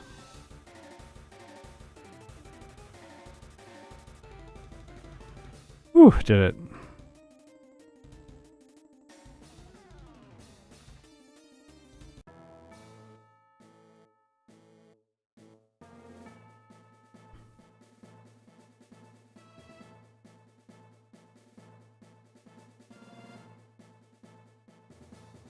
Can you explain to the young people what a floppy disk is? It's like the thing that we had before you just had flash memory. You had other things that would store information. One of them was a floppy disk. It was like a square. It was like a square CD. Think about it like a square CD. Very annoying that it got to Solar Beam me, but I can just substitute again and then knock it out. Well, now I can get Torrent. Thank you for Torrent, Venusaur. Stop.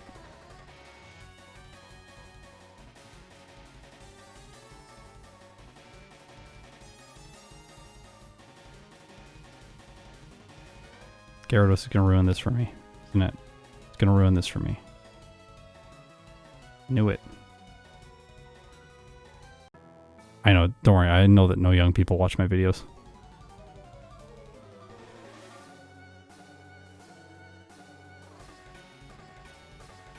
Can we just two-shot the Venusaur?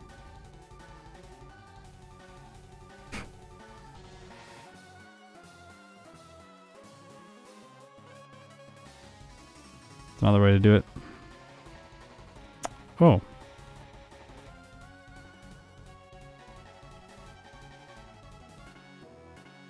Speed. It's going to speed control, isn't it?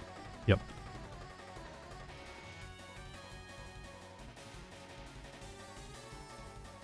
That didn't do as much as I was expecting. I think we're good now, though. Tragically over 1 hour, but 1 hour 53 seconds. 8 resets, 2 blackouts. Level 67, game time 3 hours 36 minutes. This is so much faster than my previous playthrough. 25 minutes faster than my previous run.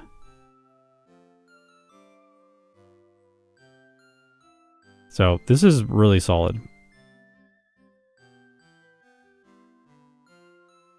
I gotta do some software stuff.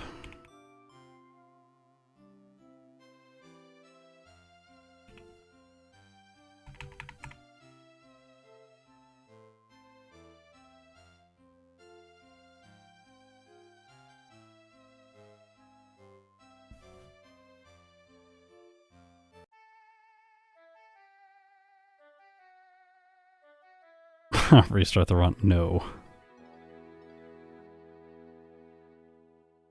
Okay, now we'll do post game.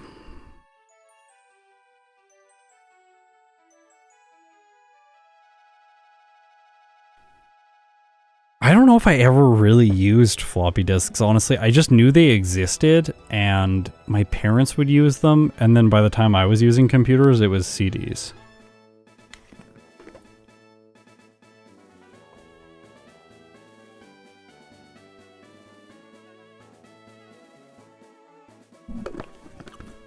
But I think I'm also slightly biased towards the younger end of my audience. Slightly. Like, I'm sort of in the middle.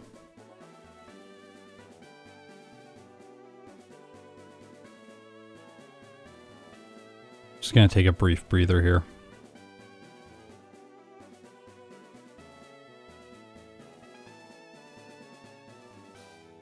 Let's just look at the tier list quickly. So 125.44 to like 1 hour and 53 minutes. Yeah, see? Blastoise just barely missed S tier, but it did beat out Lapras. So we're going to go to the top of the A tier, which is pretty good. And like you can see that the run that I just did is nowhere near optimized. Like there's so many things that can be fixed. Also, it's worth noting that Blastoise played the run that it just played starting out as Squirtle and Wartortle, whereas Lapras started fully evolved. So Lapras has an advantage in that run, whereas Blastoise is going to come in and get an even better time when it's just the species all by itself. Because the early game is going to be so much simpler for starting as Blastoise. I do think floppy disks were a megabyte, yeah. Yeah, I know the age demographics of my channel.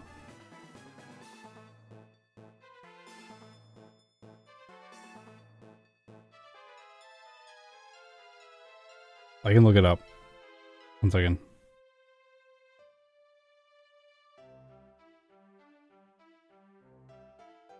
(63.6%) 25 to 34 years old, and then 25.9% 35 to 44 years old. Everything else single digit percentages. 18 to 24 years is 7.4%, and then like basically nothing in the other age categories. 1.6% 45 to 54. So mostly it's in the range of 25 to 34. That's most of the viewership. So I guess my audience has actually swung a little bit younger. Younger.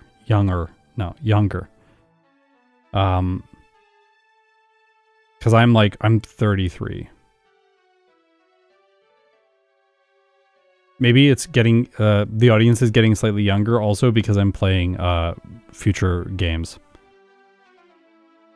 Freshly 26. Nice. 27 is like one of my favorite ages. 27 was when I first started feeling like an adult. I was running my business. Everything was working. I was feeling good about life. I was living on my own.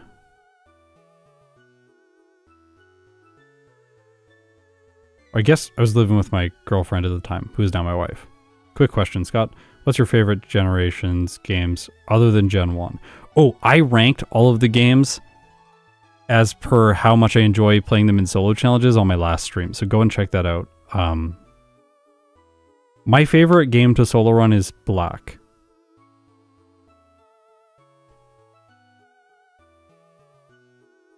Games, my favorite generation is Generation 5, but it always has been Generation 5, even just playing casually. Generation 5 is my favorite generation. I do not like the aesthetics in the battles in Generation 5. I think they look terrible, but for me, like, quality of gameplay is better than visuals. I'm not none of the Pokemon games are like beautiful visual experiences. They're all always a little bit behind their time. They're always a little bit janky. There's certain things that are off here and there, and that's fine. I have a bunch of gripes about Gen 3's aesthetics. I have a bunch of gripes about Gen 1's aesthetics. Honestly, the perfect aesthetic game might be Gen 2. The Gen 2 aesthetics are very, very good, but I don't judge a game by that. I'm more so like, my primary focus is like, what does the gameplay feel like? And for me, Gen 5 is my favorite. Okay, let's play the post game.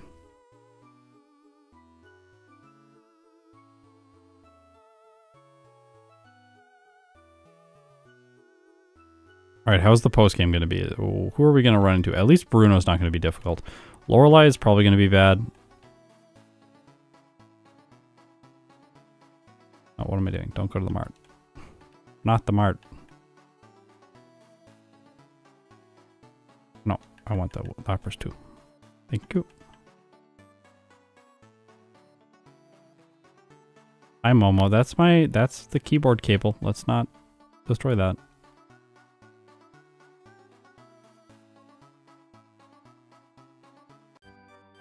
Gen 5 aesthetics are beautiful except in battle. Everything else about Gen 5 is gorgeous. Like, the overworld looks so good. If you take a moment and you just look at the textures on the ground and stuff like that, like, it really does look amazing. Looks much better than Gen 4. But then you look at the battle and you're like, this is not working very well. However, then the battle runs incredibly fast, and for someone with ADHD, I love that it feels like it's running faster than my thoughts run. It's very, very satisfying. It's very unsatisfying playing a game like Gen 4, where it feels like everything runs significantly slower than you can think. You're just constantly waiting. Like, I don't want my processor, my human processor, to be in idle mode at any moment. If the tool I'm using is slower than I can think, it's a bad tool. The tool needs to be improved. Yeah, we gotta deal with the Lapras in a different way because of water absorb.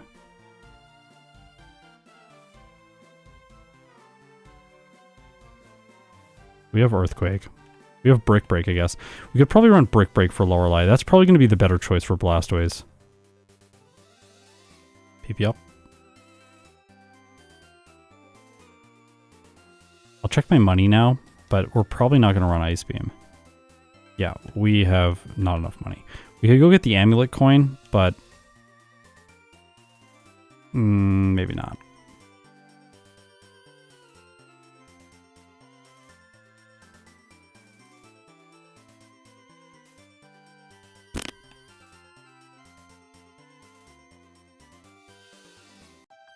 No, she got me.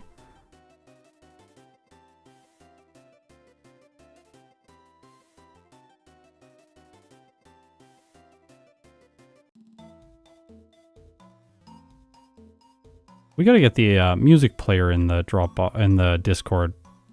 There's a Dropbox link in the Discord that has a bunch of my software, but it doesn't have the music player. So maybe if Austin is on vacation right now, he is in Hawaii. But when he gets back, maybe we'll make a distribution copy of the music player so that other people can use it. Because I think that would be a good idea. Because I know playing the music at one times, like playing the music in an emulator is just, like your ears just bleed. It's on 4 times speed. So having the 1x speed music, it's a nice feature, especially if you're playing casually. Just hanging out, vibing. Some good old Pokemon.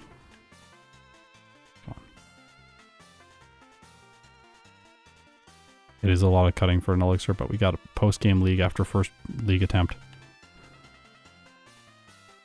Don't want to run out of ethers and elixirs, especially if you block out.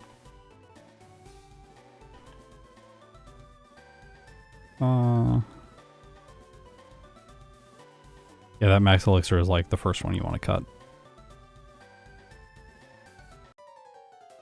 Haha. Didn't even realize what I did there. It should be like a candy. Yeah. Yeah, I don't particularly like that max elixir. I just get it right now because I'm not optimizing around post-game. So like, usually what happens is I get to the post-game and then I'm like, oh no. You have like no elixirs, and then the end of the game becomes awful. Talked to the wrong guy. I haven't done that before. Interesting.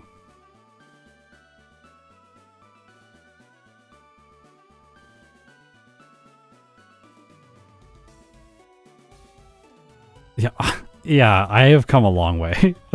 It's okay to say my initial content was not good. I'm glad that people once thought that it was good, though. Like, good, because then I can do this now.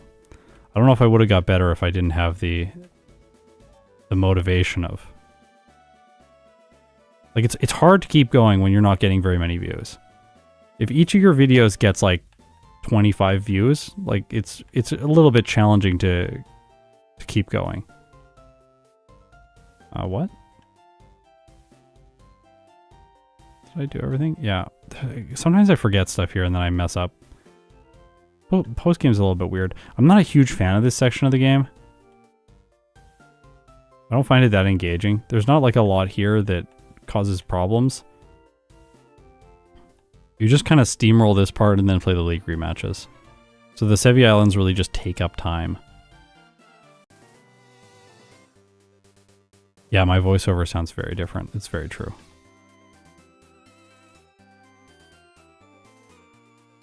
This reminds me of Tasteless. He's a StarCraft commentator, and a lot of people used to say, like, wow, your voice really changed. And he's like, yeah, I like learned to do this. I became a professional. But yeah. Should I start doing solo runs? Yeah, do them. They're really fun. So much fun.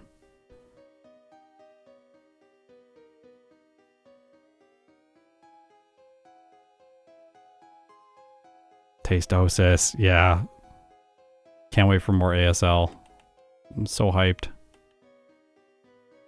Go. Maybe I'll play some more Brood War on Twitch.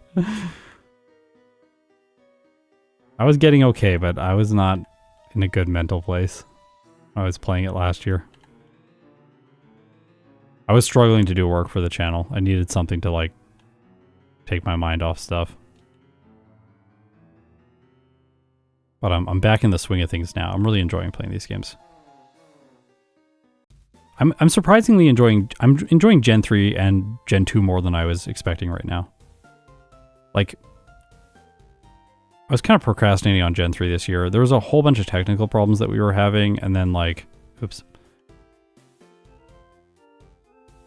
And then it just like, the motivation went way down because the technical issues were just so frustrating. I don't know, it seems to be the case that we did a pretty good job of editing around them in the Emerald video we put out. We're going to have to do a lot of post edits again for the next 2 Emerald videos because I filmed them with the bad software stack. And even with the new stack, it doesn't fix the previous replays. So unless I refilm the runs, like replay them myself, we can't fix the footage. It's a bit frustrating when that happens. Emerald is a really interesting game. All these games are interesting, and they become more interesting from a solo challenge perspective when you start playing all the games. Because then you start seeing the differences between the games, and your mind really expands into like how it's approaching each individual game. Like, oh, I see how Emerald is very different from the other games. Like, Hidden Power Ice in Emerald, not nearly as useful as Hidden Power Ice in Generation 2.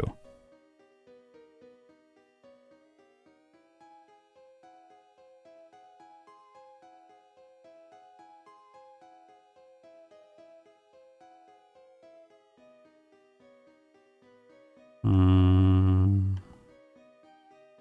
go into the Pokemon Center on Island 6. The Blue is in there and he just wastes your time.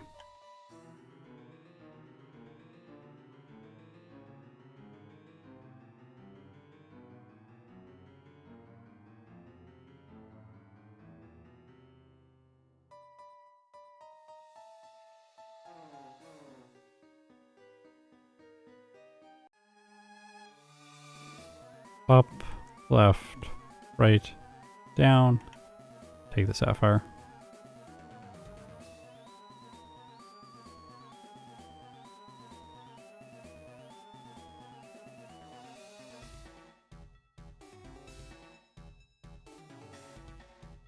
No. I have to go to the next island. 5 island.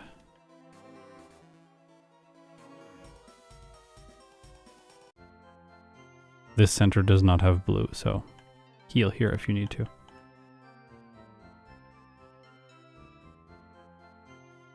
This lady sometimes gets you. She like wanders around.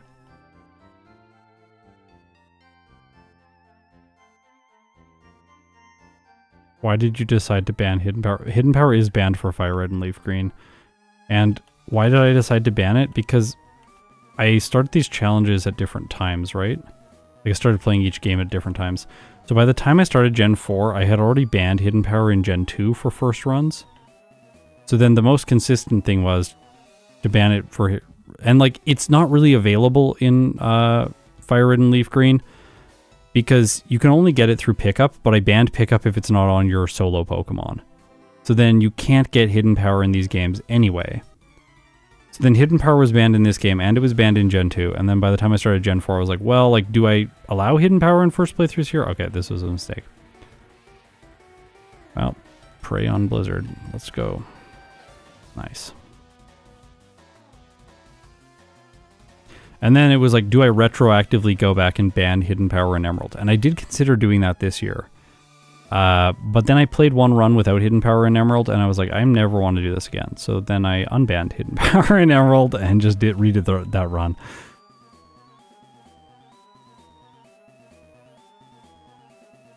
Yeah, you could force... Yeah, we can code Hidden Power to be picked up right away by pickup.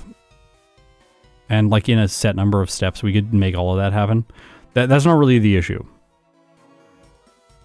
The issue was like, I didn't like Hidden Power in first playthroughs because I feel like it centralizes the metagame. Because whatever problem the Pokemon is going to have, you just decide, like, I'm going to solve that with Hidden Power. That's how I will solve it. Like, oh, electric types are the problem. Like, okay, Hidden Power ground, done. Like, move on. Let's go on to the next thing. And like, that's not like particularly interesting for me in a first playthrough. Like, I would rather see the Pokemon suffer. And then after the Pokemon suffers, let's go, all right, maybe Hidden Power can solve this issue in some way, which is the Gen 2 approach, and I like that the most. And then I was only doing one playthrough in like Platinum and games like that, so I was like, well, it's just banned for the first series, and then we'll allow it in the rest of the series. We gotta go to one island.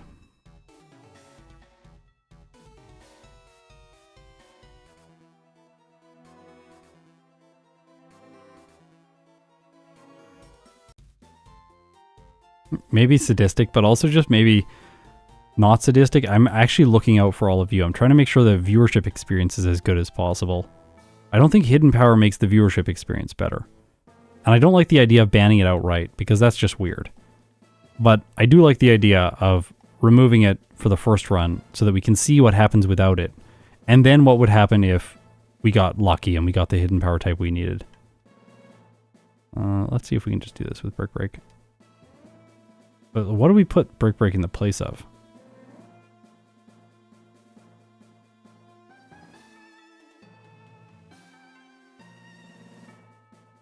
Maybe we don't get Brick Break.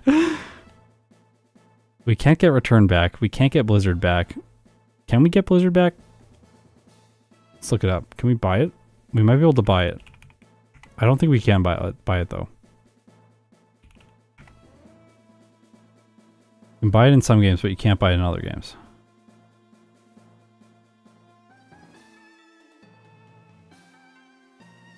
TM14, Acquisition, Pokemon Mansion. Not purchasable. Cool. So we don't have enough money to buy Ice Beam. So if we want to make Lance as easy as possible, we need to keep Blizzard, and then we need to not run Brick Break unless we get rid of Return. Return is our generic move. We could Blizzard the Venusaur and just get rid of... I'm going to see... Okay, let's see how we do against Lorelei without it, and then we can make our choice. Like this, who knows? Maybe this is just not really that much of an issue. No, I think it's going to be an issue.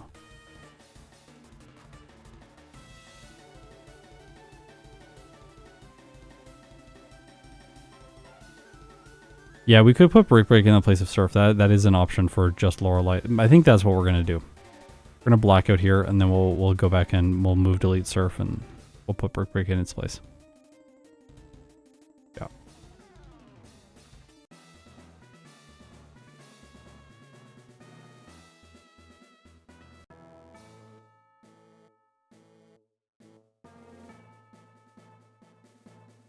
Oh, sorry.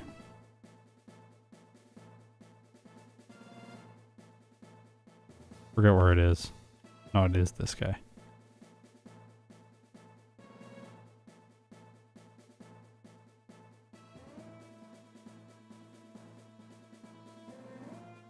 This should make Lorelei much easier.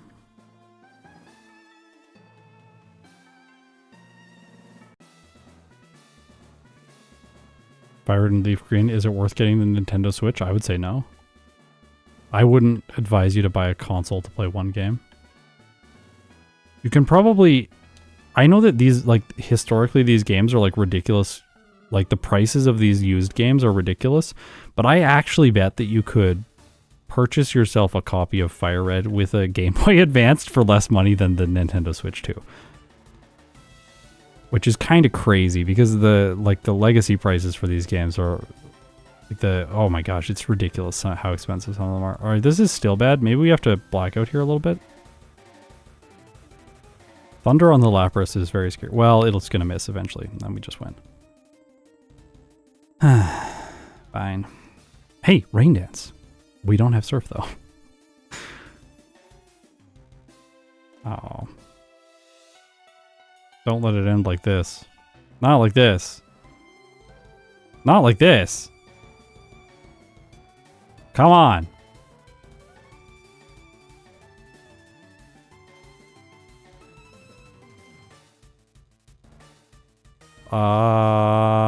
Do we?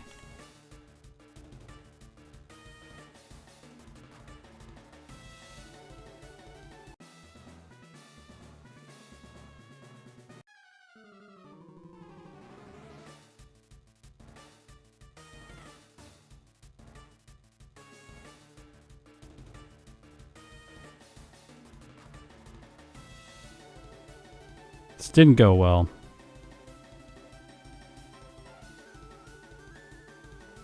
There's obviously a path to victory here, but it's not particularly consistent. I might be able to return on turn 2 here and then knock... Oh, wow. That crit was massive. I'm dead now, but...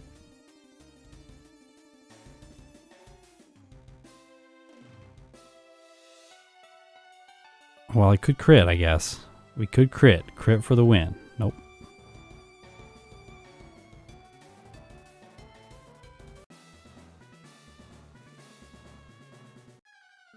Gen 9 is the only Pokemon game that I have only ever played once. Every other Pokemon game I have played more than once.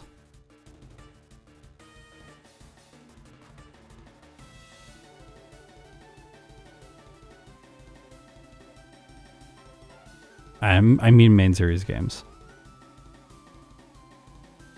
The miss on Thunder here is really good. This Lapras is just a... Okay, crit there, nice. So we took no damage from it.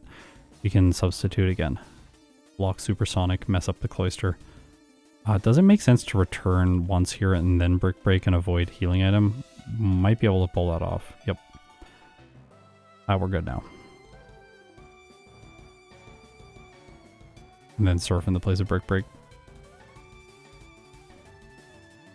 Well, I guess we could get, like, frozen or something here. Lovely Kiss to put to sleep. I don't think it's ever going to use Ice Beam. I think it's only going to go for Psychic and Lovely Kiss in this case, because we're a female Pokemon, so it can't attract us.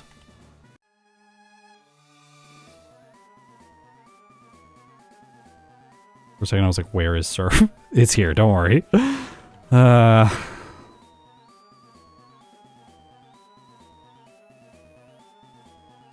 Will you solo run Gen 9 in like 10 years? Maybe, we'll see. We will see. I don't know. Like, I'm not sure if I'm going to solo run anything Gen 6 and beyond. We'll see. I know that some people in the community, like Speedrunner, are starting to solo run Gen 6. So there's some like anecdotal evidence out there. A bunch of other people also play those games, but I'm not sure if it's going to be a good fit for me. So I will experiment and see, and if I do feel like it's going to be a great fit, then I'll run those games. And if I feel like it's not going to be fun, then I'm not going to run them. Because I'm not, like, you're going to be able to tell if I'm not enjoying a series, and I'm just playing it over and over again and, like, slowly getting through it. This is ridiculously close, by the way. I didn't think it would be this close. I did think that Surf would two-shot the Machamp. It was close, but still win.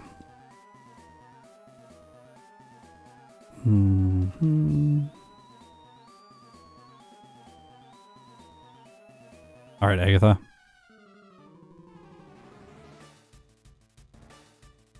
Speed tie with Crobat. I think we might level up before it comes in, though. Yeah, we do. Let's go. A Thunderbolt on the Mischievous. It's scary. Thunderbolt on the Ace Gengar as well. Maybe we'll grab the substitute here. Yep. Ace Gengar. We have a speed tie with it. Please, please. Okay.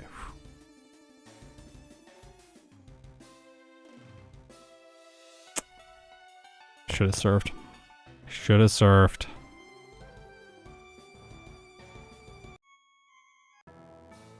Okay, Lance. 2 more trainers for the post game.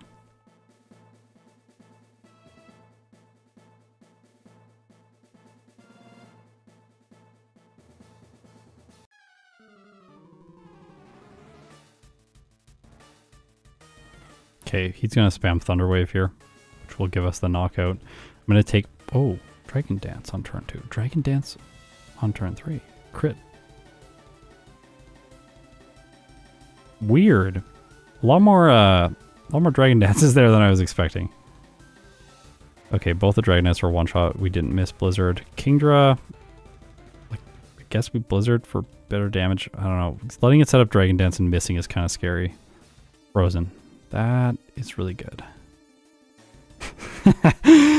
Alright, this all just worked out. Easy. I just want to talk about how we learn Earthquake, but I haven't used it. Earthquake really fell off in this generation. It's very sad. That last Max Elixir, right before the champion. Level 75. Do I have a PP up there that's just chilling? I do. Blizzard, save again. Don't have to use that PP up if I reset.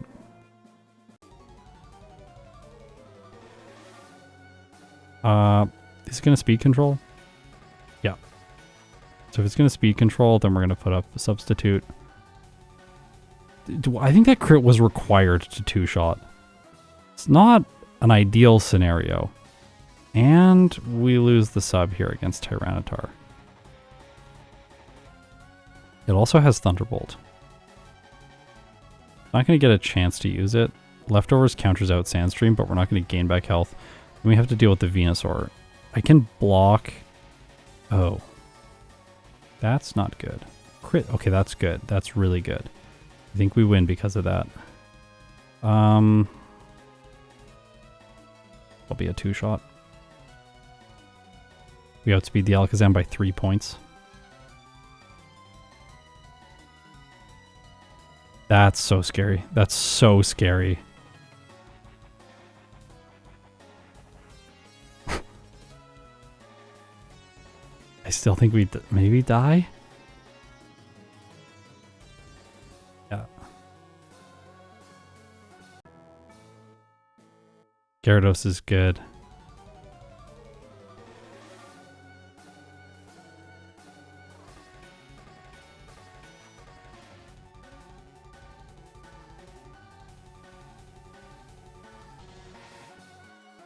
No, I don't have a Switch 2. And I'm not buying a Switch 2.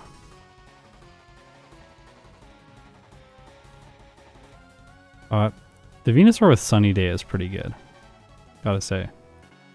I think I'll just two-shot with Blizzard, though. That looks like I can return. And not, oh, Citrus Berry? Maybe not.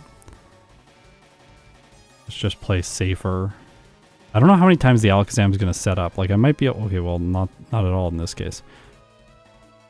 I was thinking that maybe I could... Momo, you're being so cute. Please, stop. You're distracting me.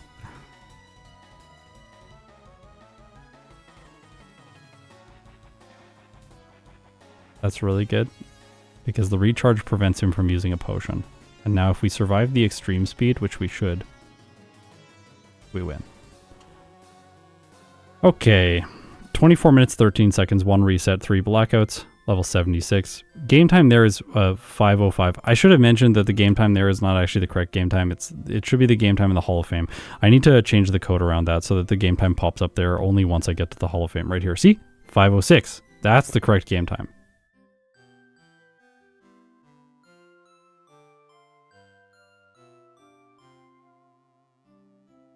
All right.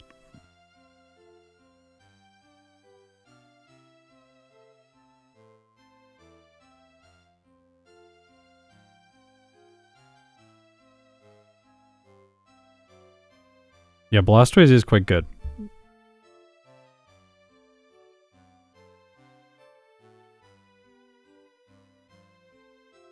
They're not Switch 2 exclusive. Oh, right. Yeah, I could get them on the regular Switch, I guess. I'm probably not going to get them on the regular Switch, though. Maybe I will get them on the regular Switch. I just don't have time to, like, play a game casually on 1x speed. If they let me go 4x speed on the Switch, I would buy them for the Switch in a heartbeat. And I could play them when I was out and about. That would be great.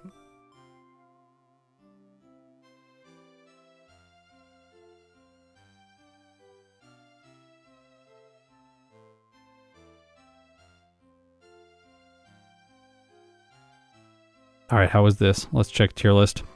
So, we were pretty good. Pretty good for Blastoise in the first run. Moved it up to the top spot of the A tier.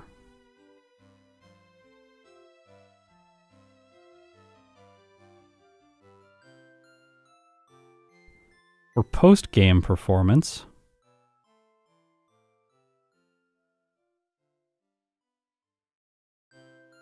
we don't even have a Blastoise. This was my first time playing Blastoise in the post game, actually.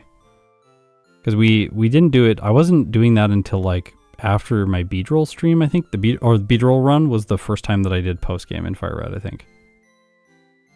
So there is no post game data for Blastoise, but it got 2413, which just barely gets it into the A tier. Interestingly enough, there are a ton of water types in the upper end of the post game tier list. Like, look at the water types. They're really thriving in the post game.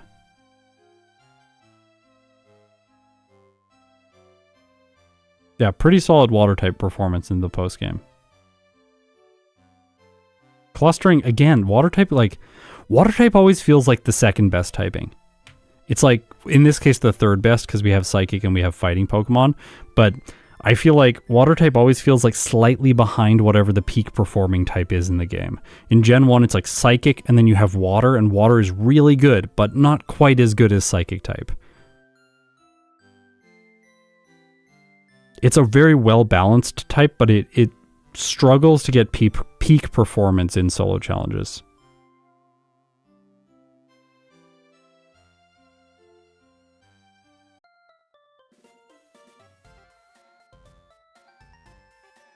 Okay, we're gonna try some software stuff now. I hinted at this at the beginning of the stream, and maybe it's not gonna work. So we're gonna find out if it's gonna work, but let's see. Just let me get things set up. I don't want to spoil any videos, so I'm just gonna hide some stuff.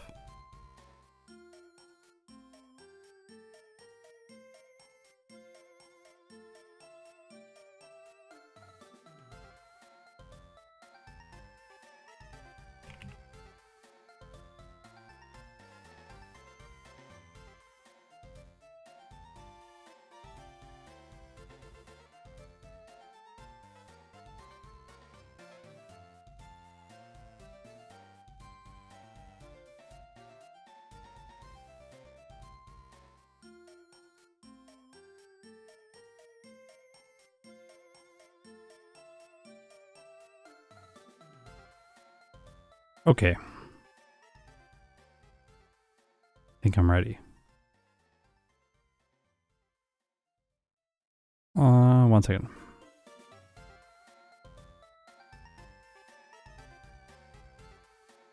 Okay, so here we have a little tool that I wrote. It's called Fury Cutter because I want to cut video footage.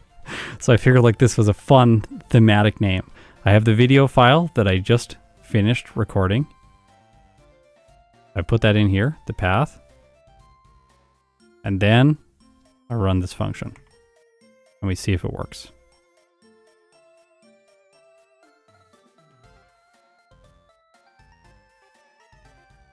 It's not working. I know why it didn't work. Why? Okay. Wait, is that right?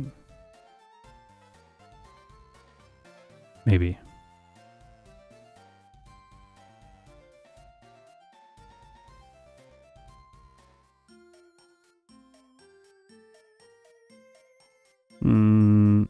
Oh, it did work.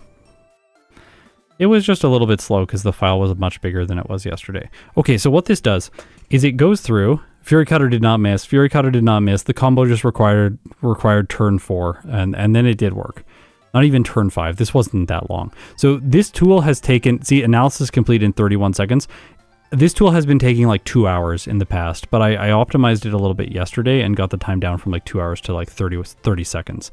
So this is pretty good. So what it did is it went through the footage and it detected where it found certain trainers in the footage, and then it found the in-frame and the out-frame for those trainers. So like in-frame for Misty, out-frame for Misty, in-frame for the rival, out-frame for the rival.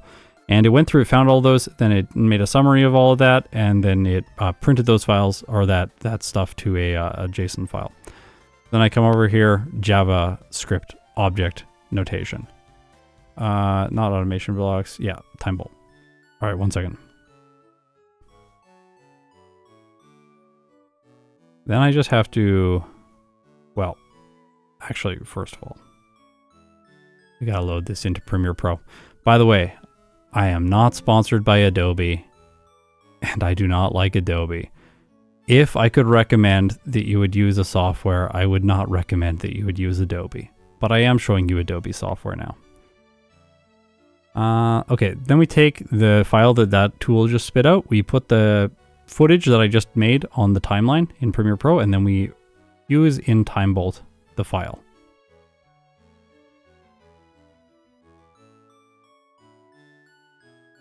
Looking good. Okay. Just gonna get rid of the audio tracks for now. So what this did is it went through and it made cuts at the beginning of the battle and at the end of the battle. And then the next cuts will be for Brock. And then the next cuts will be for Rival 2, and the next cuts for Misty, and the next cuts for Rival 3. And then, oh, this is when I restarted.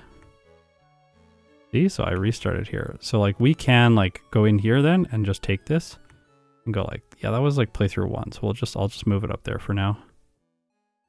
And then we have Brock, Misty, because I fought them in a different order the second time around. This is me blacking out. So it detected this incorrectly. That's interesting. Figure out why that happened. And then does it get back and become correct after that? It looks like it, yeah.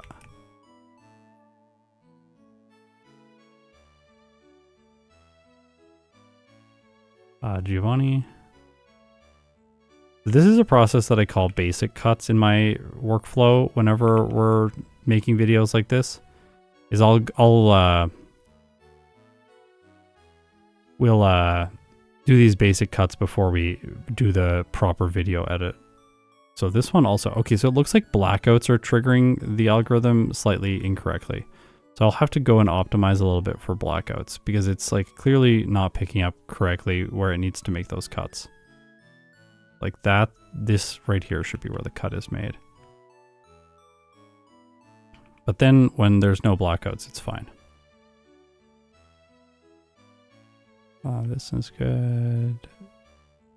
Okay, it did not get Lance at all. Well, it got Lance here, but it didn't get Lance here. Interesting. Just missed a couple Lances. Fix those later.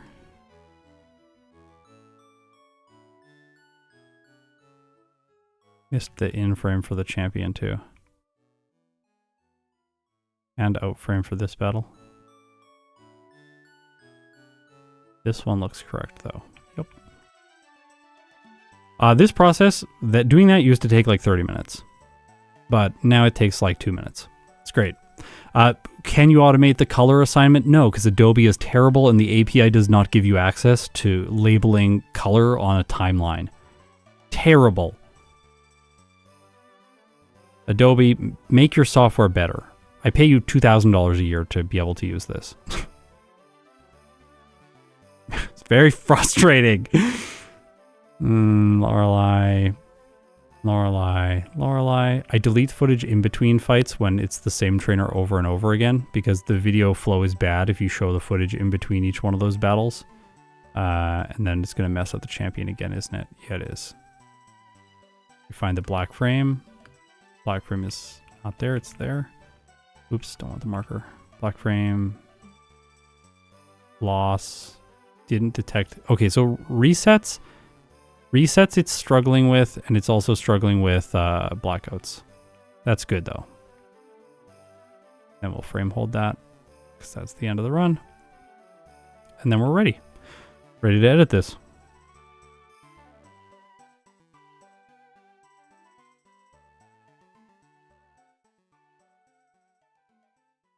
Special Pokemon from Pokemon Box. I don't know what the special Pokemon from Pokemon Box are like.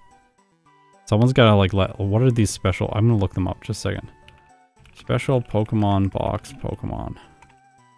Maybe I'll do like runs with them over here. Oh no.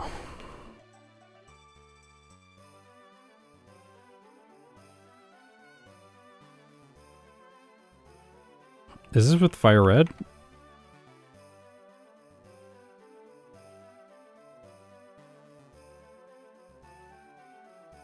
Oh no. What is this little like bundle?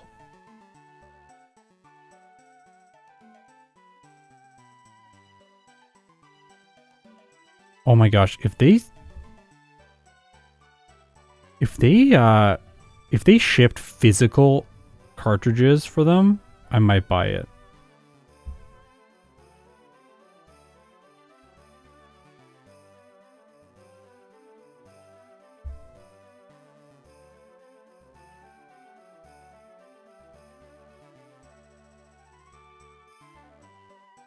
I like me some physical media.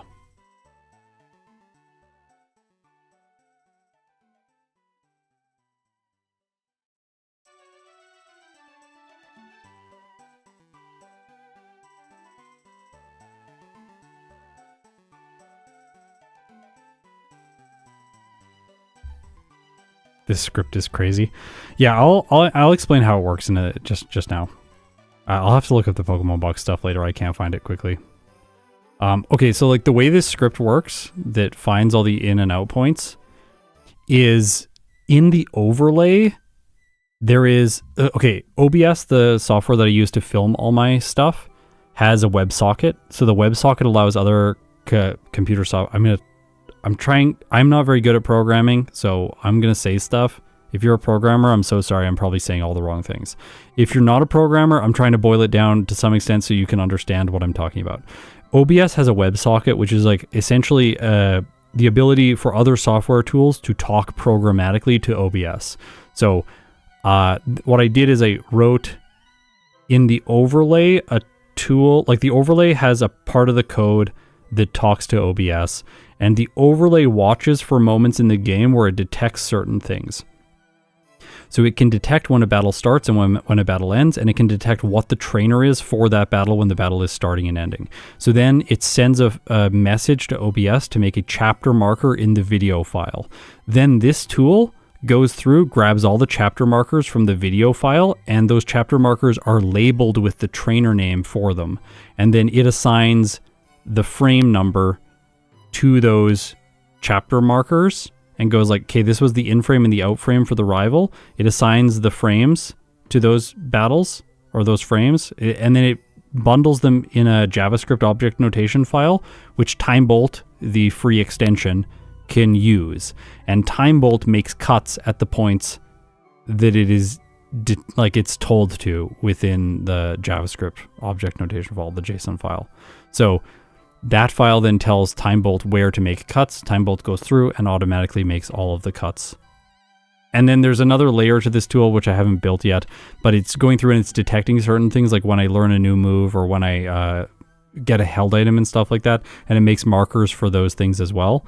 And then I'll run a different automation script in here called automation blocks, and it'll go through and it'll add in a bunch of markers on the footage wherever I have learned a move or got a new item, something like that. And then when I'm doing voiceover, I know exactly like where to go and what the flow of the run is. I'm like, okay, so like there's a gym here, and then the next gym is quite far away, so it's Koga, it's search to Koga. Like, is there anything really important here that I need to talk about? Like, there is a reset to Giovanni, so like that would be something important to note. And so like when I reset or something, I'll put a marker, and then the automation tool will go through and add that marker. So yeah.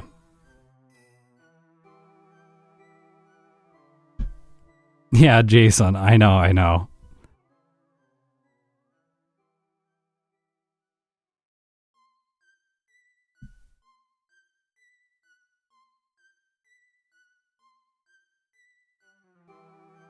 Different moves, like there's a Pichu with Surf. Oh, that's cool.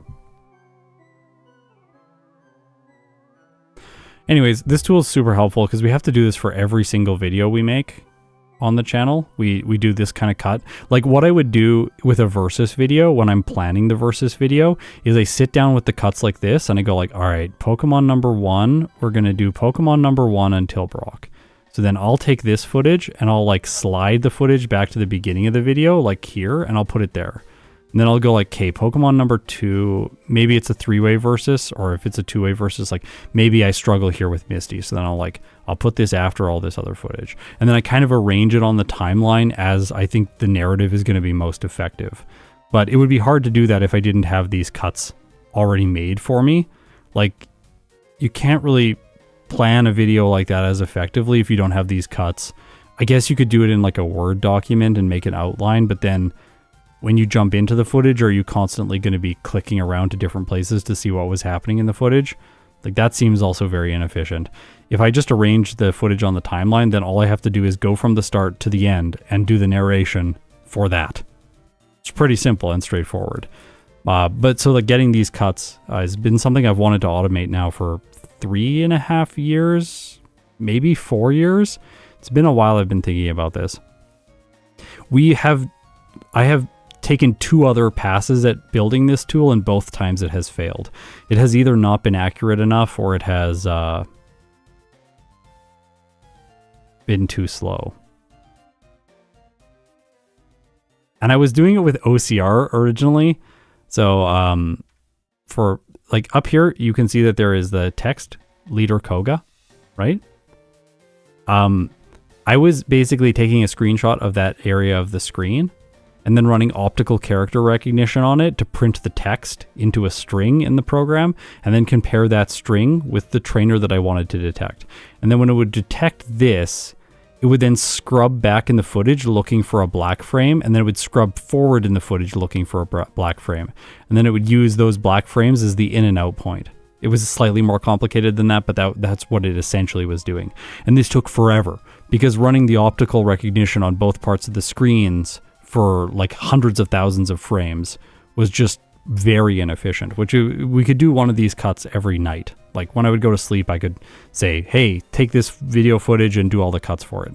And it would do it. It was successful, but it was just very slow. But now with the chapter markers, it's basically instantaneous, like 30 seconds. And then we have all the cuts that we need. We just color them and then done.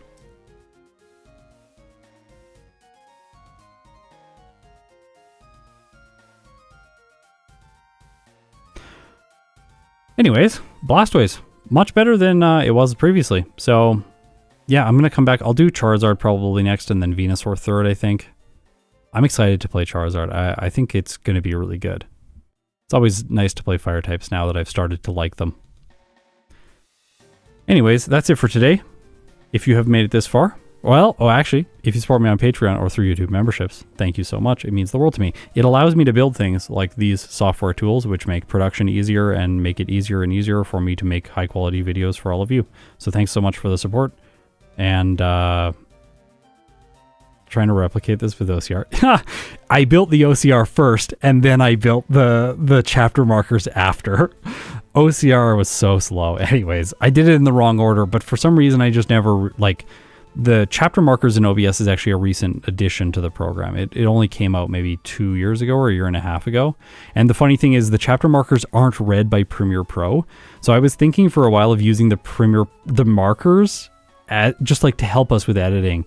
Like I could just get the software to put a marker in every time I'm fighting a major battle, and then we can use that when we're editing the footage, and that'll speed things up. But then Premiere Pro doesn't read the markers, so I wrote a Python tool that took the metadata out of the video file and translated it into I tried to translate it into a format that I could then use the paid extension automation blocks within Premiere Pro to import into Premiere Pro's timeline. But then it doesn't place the markers on the clip, it places them on the timeline. Anyways, there were problems with that. It didn't work the way I wanted it to. So I stopped using markers, built the OCR thing, and then realized, oh no, we can actually just grab the marker data and use that to find the in and out frames. So, happy accident, but pretty exciting. Anyways, if you made it this far, you're incredible. I'll see you in my next video. Saturday, Machamp versus Golem in FireRed. I think it's going to be a lot of fun.